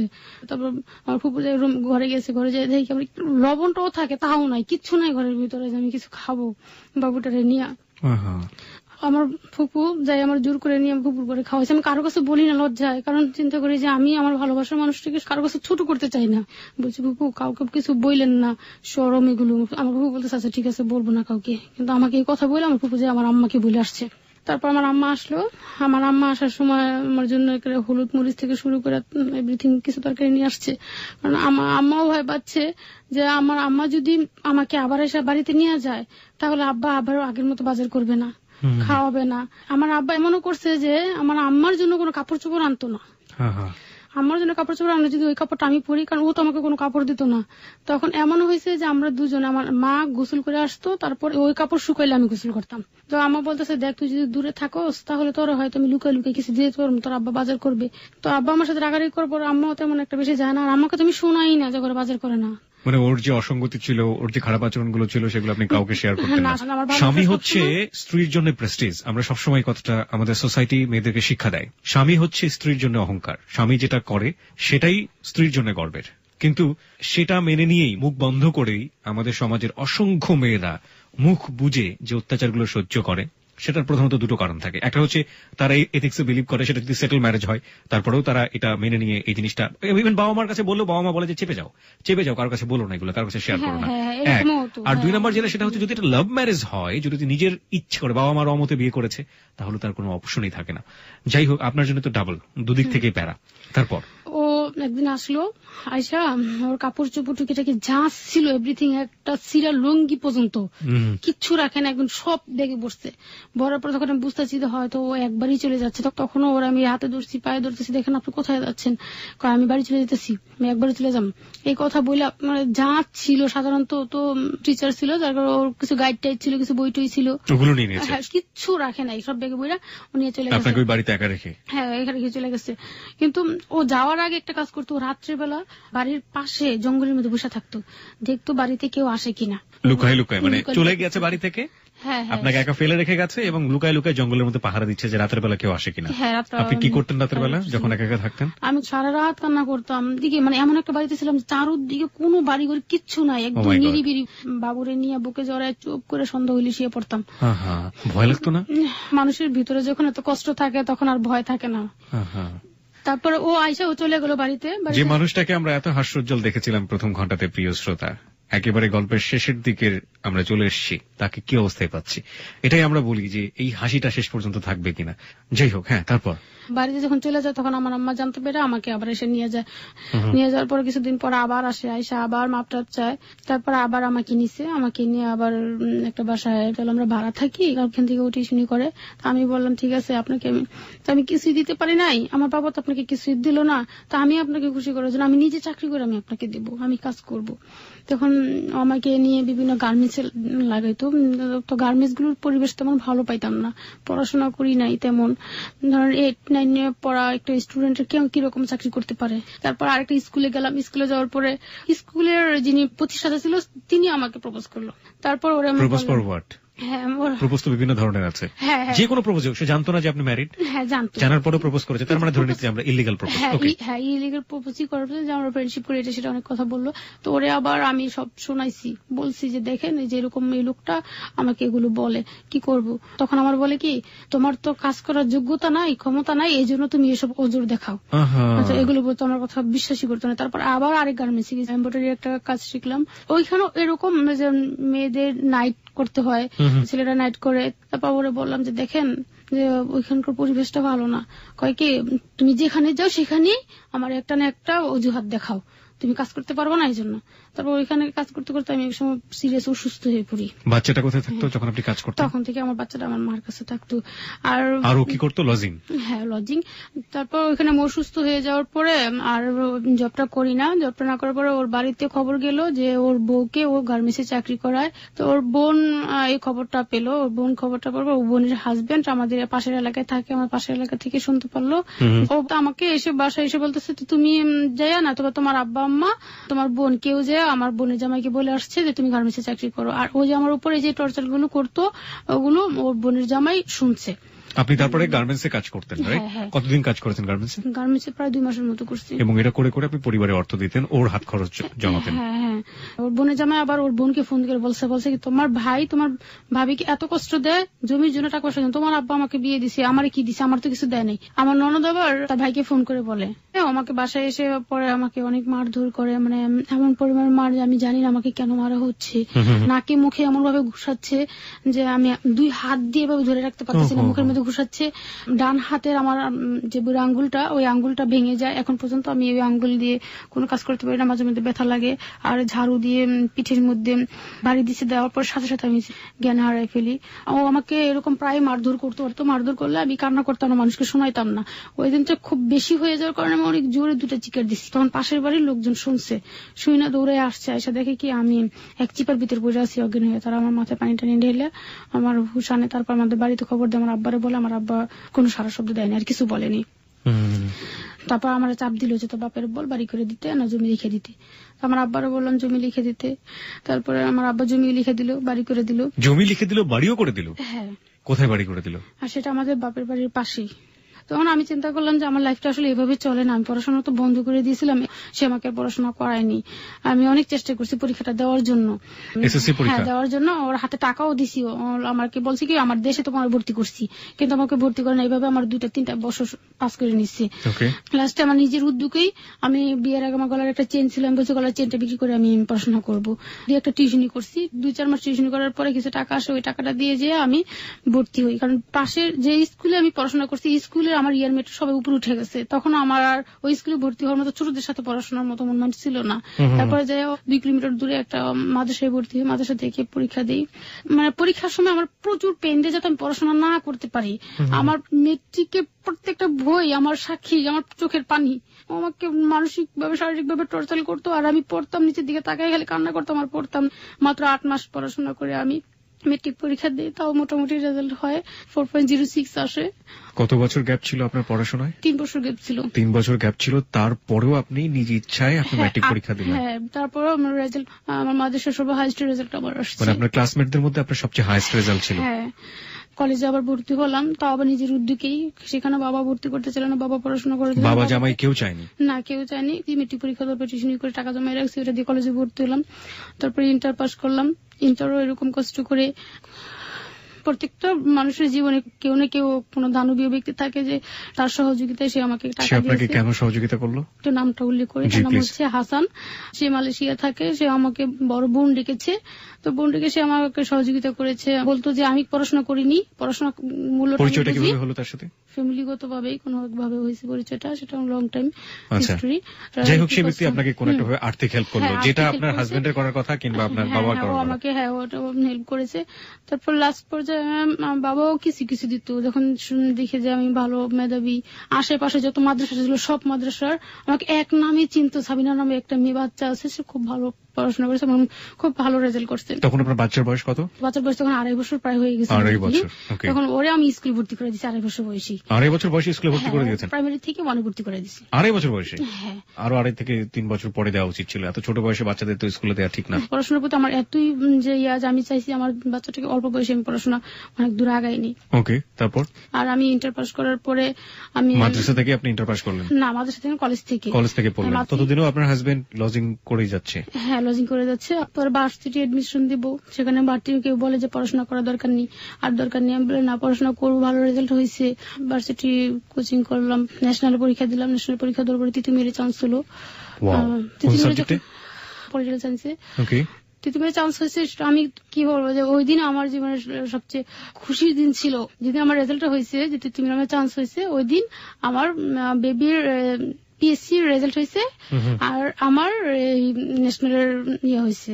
Primary school certificate? হ্যাঁ, ও তখন 5 পাস করে ফেলছে। প্রিয় শ্রোতা, এতটুকু গল্পে আমরা এরোপ্লেনের গতিতে গিয়েছি, আমরা শুধু সামারিটা বোঝানোর জন্য। মা তিতুমিরে ভর্তি হতে যাচ্ছে, ইনফ্যাক্ট রেজাল্ট হচ্ছে, আর সেই সময়ে ছেলেরও রেজাল্ট হচ্ছে পিএসসি প্রাইমারি স্কুলের। 2.5 বছর বয়সে ওকে স্কুলে দিয়েছিল। ওর রেজাল্ট কি হলো? ও পাস করছে, মোটামুটি ভালো রেজাল্টই করছে। আর আমার আব্বা যে আমাকে বলেছিল লয়ার করবে, টিচারদের মতামতে যে লয়ার করতে হলে আমি কি করতে হবে, পলিটিক্যাল সায়েন্স নিয়ে পড়ো তাহলে ভালো করতে পারবা। পলিটিক্যাল সায়েন্স চাইলাম, ওই সাবজেক্ট যে সাবজেক্ট চাইছি ওই সাবজেক্টই আসলো। এরপরে ওর একটা চাকরি হয় উত্তরাতে কেয়ারটেকারে। তো ওই বাসায় তারপরে আমি ইন্টার পাস করার পরে ওই বাসায় চলে গেলাম। এর আগ পর্যন্ত যে বাড়িটা আমার আব্বা করে দিয়েছিল ওই বাড়িতে আমি একা থাকতাম, ও 2 বছর পর্যন্ত আলাদা ছিল। তারপরে মানে ওই কেয়ারটেকারের চাকরি করতো, ওই বাসায় ছিল। ও যে দূরে ছিল, দূরে থাকার অবস্থা ঠিক আগের মতো সেম যেরকম কাজগুলো করতো ঠিক ওই একই কাজ করতো। ফার্স্টে আমি যে অত্যাচারের কথাগুলো বলতাম, ওরা এই মাঝখানে ঠিক একই রকম আচরণ আমার সাথে করতো। ও আমাকে বিয়ে করে কিছু পাইলো না, আমাকে বিয়ে করে বাড়ি তো করে দিল, যে বাড়ি চাচ্ছিল সে বাড়ি করে দিল, সবকিছু তো হলো। তাতেও খুশি না। ও বলে যে জমি দিছে তোমার নামে, বাড়িও তোমার, জমিও তোমার, আমার তো কিছু দেয়নি। তো ওর ইচ্ছে ছিল যে জমিটা অর্ধেকটা ওর নামে লিখে দিবে আর আমার নামে অর্ধেকটা থাকবে। তা আমার আব্বা বলছে যে জমিটা যে তোমার নামে, আমি অর্ধেকটা লিখে দিব কেন? কারণ আমার মেয়ে তার ওয়ারিশ পাবে, বাপেরটা তুমি পাবা কেন? তোমার বাবার সম্পত্তি কি তুমি কি আমার মেয়ের নামে দিবা? আপনার বাবা আপনার জায়গা থেকে 100% কারেক্ট কাজটাই করেছে। তারপরে ও যে এর আগে একটা অফিসে চাকরি করতো, তো অফিসে একটা মেয়ের সাথে মেলামেশা করতো, মানে চলাফেরা করতো। ওই মেয়েটার সাথে মেলামেশা করতো, চলাফেরা করতো, আমি নর্মালি ভাবেই দেখতাম। তো মেয়েটার কিছু টাকা পয়সা ছিল, ওর লোভ ছিল ওই টাকা পয়সার দিকে। সাবিনা যদি আজকে না থাকতো তাহলে আমি ওর বিয়ে করতে পারতাম, বিয়ে করলে হয়তো এই লাখ লাখ টাকাগুলো আমি পেতাম। তো ওর ধ্যান ধারণা ওইটা, ওর বাড়ি দিছে, জমি দিছে, সব সাবিনার। ও ইন্টার পাস করছে, এখন ওর সার্টিফিকেট হয়ে গেছে, আর আমার তো কিছুই রইল না। ওর ধ্যান ধারণা এরকম। তো একদিন রাত্রিবেলা আমাকে বলতেছে তুমি একটা চাকরি বাকরি করো। তো আমি বললাম যে আসলে চাকরি বাকরির জন্য আমি অনেক জায়গায় অলরেডি সিভি জমা দিচ্ছি। একদিন আমাকে বলছে কি, তুমি চাকরির জন্য বাইরে যাও না কই যাও, কোথায় যাও, কি করতে চাও, সন্দেহ করা শুরু করলো। হ্যাঁ, কিন্তু বিশ্বাস করবেন আমি এই যে এখন পর্যন্ত আমি 5 ওয়াক্ত নামাজ পড়ি, সেই প্রথম থেকে যেরকম ছিলাম লাস্ট পর্যন্ত ঠিক ওই আজকের দিনটা পর্যন্ত আপনি এরকম আছেন। ফাইন, আজকের দিন আপনি চলে এসেছেন। আপনার কাছে আমার এখন প্রশ্ন হচ্ছে যে এখন আপনাদের দুজনের মধ্যে অবস্থাটা কি? ওকে আপনার সঙ্গে থাকে? না, ও এখন আমার সঙ্গে থাকে না। কি হয়েছে? ও ওই যে উত্তরাতে যে বাসায় ছিলাম, ওই বাসাতে একদিন ও আমাকে যেরকম বললো যে তোমাকে বিয়ে করে আমি কিচ্ছু পাইলাম না, তুমি যখন চলে যাও, তুমি এখন চলে যাও, তুমি চলে গেলে আমি বিয়ে করতে পারবো, সুন্দর মেয়ে বিয়ে করতে পারবো, লাখ লাখ টাকা নিয়ে বিয়ে করতে পারবো, তুমি যাও না কেন, এখনো যাও না কেন, তুমি মরতে পারো না? তো আমি আলাদাভাবে তখন বাসা দেখছি, ঠিক আছে যে আপনি যদি আমাকে এরকম করেন তো আমি আলাদাভাবে বাসা নিয়ে আমি আলাদা চলে যাই, আমি একটা চাকরি করে চলতে পারবো। তারপর আমি যাইনি, ওর কাছে ছিলাম। একদিন রাত্রে দেখলাম কি আমাকে মারলো আর কি। কেয়ারটেকার ছিল, কাঠমিস্ত্রিও যন্ত্রপাতি আমাদের রুমে রেখে গেছে, ওই কাঠমিস্ত্রি যন্ত্র দিয়ে ও বডি ধারাইছে, মানে খুব কড়াভাবে ধারাচ্ছে। আমি শুয়ে আছি, ও অস্ত্র ধারাইতেছে, বডি ধারাইতেছে আমাকে জবাই করার জন্য।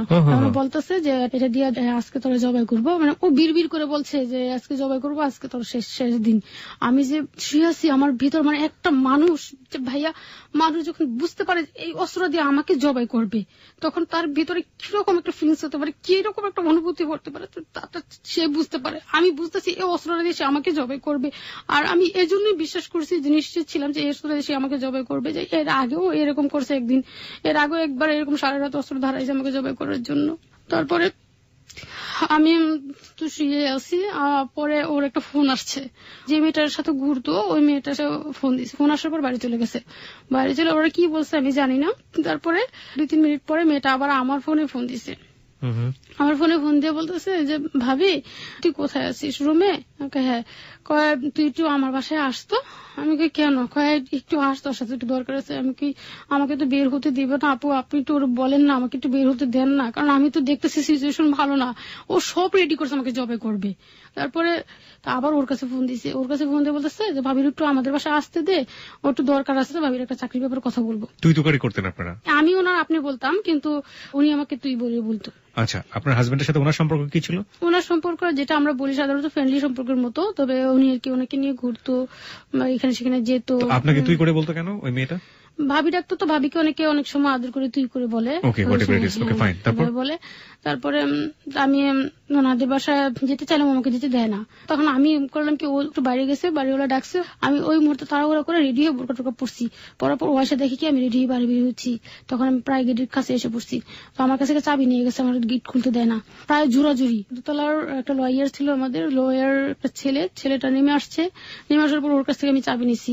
তো ওর সামনে জোরাজুরি শুরু করেছে আমাকে ভিতরে ঢুকতে, আয় ভিতরে আয়, তোর খবর আছে, তুই কোথায় যাচ্ছিস, তুই ভিতরে আয়। তো আমি এক পর্যায়ে জোর করে আমি গেটটা খুলছি, দৌড় দিয়ে গেটের বাড়ি চলে গেছি। আমার এই বিশ্বাস, মানুষের সামনে রাস্তায় আমি কিছু করতে পারি, আমি যদি চিৎকার দিই তাহলে ওরে এসে মানুষ মার দিবে, কারণ ও তো অস্ত্র ধারাইছে, সে ধারানো অস্ত্রটাও ঘরে আছে, রুমে আছে। বাইরে বের হয়ে তারপর আমি ওরে বলি যে আমি এসে পড়বো, আমি আসবো। তারপরে আমি এই কথা বলে আমি গেছি। তারপরে মেয়েটা আমাকে বাসে উঠাই দিল, আমার বাপের বাড়ি চলে আসলাম। বাপের বাড়ি চলে আসার পর আমার আব্বাকে বললাম, আব্বাকে বলার পরে আমার আব্বা আমাকে বললো ঠিক আছে এখন আর যাওয়ার দরকার নেই, তোমার থানায় একটা জিডি করা দরকার। থানায় একটা জিডি করেছি আমি। জিডিটা ওর নামে করেছেন? হ্যাঁ, ওর নামে করেছি। তো থানায় ওসি জিডি নিতে চায় না, তারা বলে যে না, একটু নারী নির্যাতনের মামলা হবে, এখানে তো জিডি আসেই না। তো আমি বললাম যে আমার আব্বার দিক চিন্তা করলাম যে আমি যদি এখন মামলা করি তাহলে ইনকোয়ারি যাবে, বাড়িতে পুলিশ যাবে, আমার আব্বা মানসিকভাবে অসুস্থ হয়ে পড়বে, মান সম্মানের ব্যাপার। এখন আমি বাবার কাছে ছিলাম, ওইখান থেকে আমার কলেজে আসার একটু প্রবলেম হতো, যার কারণে আমি আলাদা আছি এখন। কোথায় থাকেন আপনি এখন? আলাদা? আপনাদের সাথে থাকি। আপনি মেসে থাকেন থেকে আপনি পড়াশোনা করেন, তাই তো? হ্যাঁ হ্যাঁ। আর আপনার ছেলেটা? ছেলেটা বাবা আমার কাছে শিখাচ্ছে। কোন ক্লাসে পড়ছে? ক্লাস 7 উঠছে। ক্লাস 7 উঠেছে। আপনি এরপর আর বেবি টেবি নেননি, এবং আপনার হাজবেন্ডের সাথে আপনার দূরত্ব এখন 7 মাসের মতো অবস্থা, 7 মাস তারপর দূরে আছেন। ও কি করছে এখন আপনি জানেন? ও এখন আমার জানার মতে যে রঙের কাজ করে, বলছে যে রঙের কাজ করে। আমাদের বাড়িতে আমার আব্বা আমার কাছে মাপ টাপছে, আমার আব্বা আমার কাছে এখন আছে। আপনার আব্বা আমার কাছেও থাকে? আমাদের পাশের একটা এলাকায় থাকে আর কি। ক্ষমা চাইছে, তো মাপ চাইছে আর কি। মাপ চাওয়ার পরে আমার বাবা মার কি নর্মালি ভাবে মাফ করে দিয়েছে। ও আমার আব্বা আমাকে বলে যে আমি সকালে কাজ করতে যাচ্ছি, কাজ করতে যাওয়ার কথা বলে ও আসে সকালবেলা বনানী, গুলশান, আমার কলেজ এলাকাটা যেটা তিতুমিরের, গুলশান, মহাখালী, এই কয়েকটা এলাকার মধ্যে আমার ছবি প্লাস আমার ফোন নাম্বার দিয়ে মানুষকে বলে যেত যে এই মেয়েটার মানুষের সাথে সম্পর্ক আছে। আর আমাদের এলাকার প্রায় 12 গ্রাম আশেপাশে ও কোনো জায়গায় রাখেনি, যে আমি তো এলাকা মুখ দিকে চলাফেরা করতাম, যার কারণে মানুষ আমাকে তেমন চিনতো না। ও আমার ছবি দিয়ে, আমার ফোন নাম্বার দিয়ে দিয়ে বলতো এই মেয়েটা আমার বউ, ওর মানুষের সাথে এখন সম্পর্ক আছে, ওর আমি পড়াশোনা করাই দিয়েছি, এখন আরেক ছেলের সাথে সম্পর্ক চলে গেছে। কিন্তু আমাদের এলাকার অনেকে এখন বলে আমার নাকি বিয়ে হয়ে গেছে, এরকম একটা ধারণা করে। আর প্লাস আমি যে এলাকায় থাকি, প্লাস আমার কলেজে এসে সবার কাছে ছবি এবং ফোন নাম্বার দিয়ে বলছে মেয়েটা ভালো না, মেয়েটা খারাপ, মেয়েটা নষ্ট মেয়ে। যেন আমার কি কষ্ট লাগে, কোনোদিন খারাপ নিয়ত করে যে কোনোদিন খারাপ নজর আমি তাকে, আর ও আমার সম্পর্কে এইসব কথা মানুষের কাছে বলছে। আমি এখন ফাইন, আমি আপনাকে থামাচ্ছি। আমি বুঝতে পারছি ও আপনার সাথে অসহনীয় খারাপ আচরণ করেছে। আমি যেটা জানতে চাচ্ছি এক্স্যাক্টলি ও এখন কোথায় আছে? আপনার বাবা মার সাথে আছে? ও এখন কোথায় আছে আমি তা বলতে পারতেছি না। এখন আর কোথায় আছে আপনি আর জানেন না। আপনি তো চাইলে ওকে নারী নির্যাতন মামলায় ধরিয়ে দিতে পারতেন, আইনের সোপর্দ করতে পারতেন। এক, যে অত্যাচার আপনার উপর হয়েছে আপনি চাইলে ওকে ডিভোর্স দিতে পারতেন। এবং আপনি যেটা বলছেন যে আপনি নারী নির্যাতন মামলায় ওকে আসামি করেননি, ডিভোর্সও দেননি, কেন? যে আমি তো ওকে লাভ করে বিয়ে করেছি, সে ভালোবাসাটা আমার এখনো আছে ওর প্রতি। জাস্ট শুধু আমি চাই যে মিলনকে আমি 2001-কে দেখেছি, যেভাবে যে ওর ভালোবাসা আমি পেয়েছি, আমি সেই ভালোবাসাটা আমি ওর কাছে চেয়েছি। আর আমি চাই না আমার লাইফে সেকেন্ড অন্য কোনো পুরুষ আসুক। আর আমার বেবি আছে, আমার বেবির একটা পরিচয় থাক যে আমার ওর বাবা আছে। আপনি স্টিল সেই মিলনটাকে লাভ করেন যে মিলনটাকে আপনি 2001-এ পেয়েছেন, তাই তো? হ্যাঁ। এছাড়া আপনি অন্য কোনো মানুষকে চিন্তা করতে পারেন না? না, ওরকম চিন্তা আমার মাথার ভিতর কখনো আসে না, যার কারণে আমি এখন পর্যন্ত ওরা আমি ডিভোর্স করতে পারিনি। আপনি এতটা অত্যাচার করার পরও যে মানুষটা আপনাকে জবাই করার জন্য ছুরি ধার দিচ্ছে, সেই মানুষটাকে আপনি এখনো লাভ করেন? যে মানুষটা আমাকে মারার জন্য ছুরি ধার করেছে, আমি সে মানুষটাকে লাভ করি না, আমি লাভ করি যে মিলনকে আমি ভালোবাসতাম, যে মিলন আমাকে ভালোবাসতো, সেই মিলনকে আমি লাভ করি। আপনি ভবিষ্যৎ চিন্তা ভাবনাটা কি করেন? আমি জানি যে আপনি একদিন ক্যারিয়ারিস্টিক হবেন, একটা ভালো চাকরি পাবেন, আপনি পড়াশোনা করছেন, ভবিষ্যতের চিন্তা ভাবনা কি? আমার ভবিষ্যতের চিন্তাধারা হচ্ছে ওর প্রতি যে ভালোবাসাটা, এটা আমার সারা জীবনই থাকবে। তবে আমি চাই ও ভালো হোক। জানি না ওর সাথে আমার দেখা হবে কিনা বা ওর সাথে আমার কথা হবে কিনা। ওকে আমি যেরকম ভালোবাসি, বাসবো আজীবন, মৃত্যুর আগ পর্যন্ত। যে ভালোবাসাটা ফার্স্ট আমি কোনো পুরুষকে বেসেছিলাম, সে ভালোবাসাটা আমার জীবনের ফার্স্ট থেকে লাস্ট পর্যন্তই থাকবে। মিলন, আপনি অনেক লাকি একজন মানুষ। প্রথম কথা হচ্ছে এটা ওকে শোনার পরে আমার মনে হয়েছে আপনি আপনার জায়গা থেকে হয়তো অনুভব করেন না, যে কারণে হয়তো আপনি আজকে এরকম, আপনার ভেতরে যে অদ্ভুত সুন্দর একটা মানুষ ছিল, সেই মানুষটার ভেতরে যে পাষণ্ড, যে বর্বর মানুষটা লুকিয়েছিল, সেই মানুষটাই বের হয়ে এসছে। প্রিয় শ্রোতা, আমরা সাবিনার জীবনের গল্প এখানেই হয়তো বা শেষ করব, তবে তার আগে আমরা শাকিলকে একটু ফ্লোর দিচ্ছি। শাকিল চেষ্টা করেছে সাবিনার বাবা এবং সাবিনার হাজবেন্ডের সাথে কথা বলার জন্য। আমরা এই পার্টে একটু শাকিলের কাছে যাচ্ছি, দেখা যাক সে আমাদেরকে কি ইনফরমেশন দেয়। শাকিল। সাবিনা ইয়াসমিন আমাদের আজকের অতিথি। দুষ্টুমিতে ভরা কিশোরের জীবনে কিছু বুঝে ওঠার আগেই নিজ গৃহ শিক্ষকের সাথে অন্তরঙ্গ সম্পর্কে জড়িয়ে পড়েন, আর এই সম্পর্কের শুভ পরিণয় ঘটে খুব তাড়াতাড়ি। এক আকাশ স্বপ্ন নিয়ে সংসার শুরু করলেও 14 বছরের সংসার জীবনে এতটুকু শান্তি পাননি সাবিনা। তার অভিযোগ, স্বামী তাকে কষ্ট দিত। এই কথা সত্যতা জানতে আমরা কথা বলি সাবিনার স্বামী মিলনের সাথে। তিনি যা বললেন, বড় সমস্যাটা হলো বিভিন্ন জায়গা থেকে ফোন করতো, সে মোবাইল লুকায় রাখতো আর কি, আমাকে ঢুকে দিত না আর কি। অভিযোগ এখন সে কোনোভাবে আসতেছে না। উল্টো অভিযোগ মিলনের মুখে। তবে একমাত্র সন্তানের ভবিষ্যতের কথা চিন্তা করে সে সাবিনাকে ফেরত চায়। এখন যাই হোক, আমাদের মধ্যে একটু বুঝাবুঝি হয়েছে। আমি বাড়ি থেকে কখনো হেরে চলে যেতে বাধ্য করি নাই। আমার সন্তানরা আছে, আমি চাই না আমার সন্তানরা এতিম হয়ে থাকে। আমি চাই আমরা স্বামী স্ত্রী দুইজন সুন্দরভাবে মিলে যেভাবে মিলতে চাই, ঠিক সেভাবে আমি ওর সাথে মিলবো। মিলন চাইলেও সাবিনা ফিরতে সম্মত নন।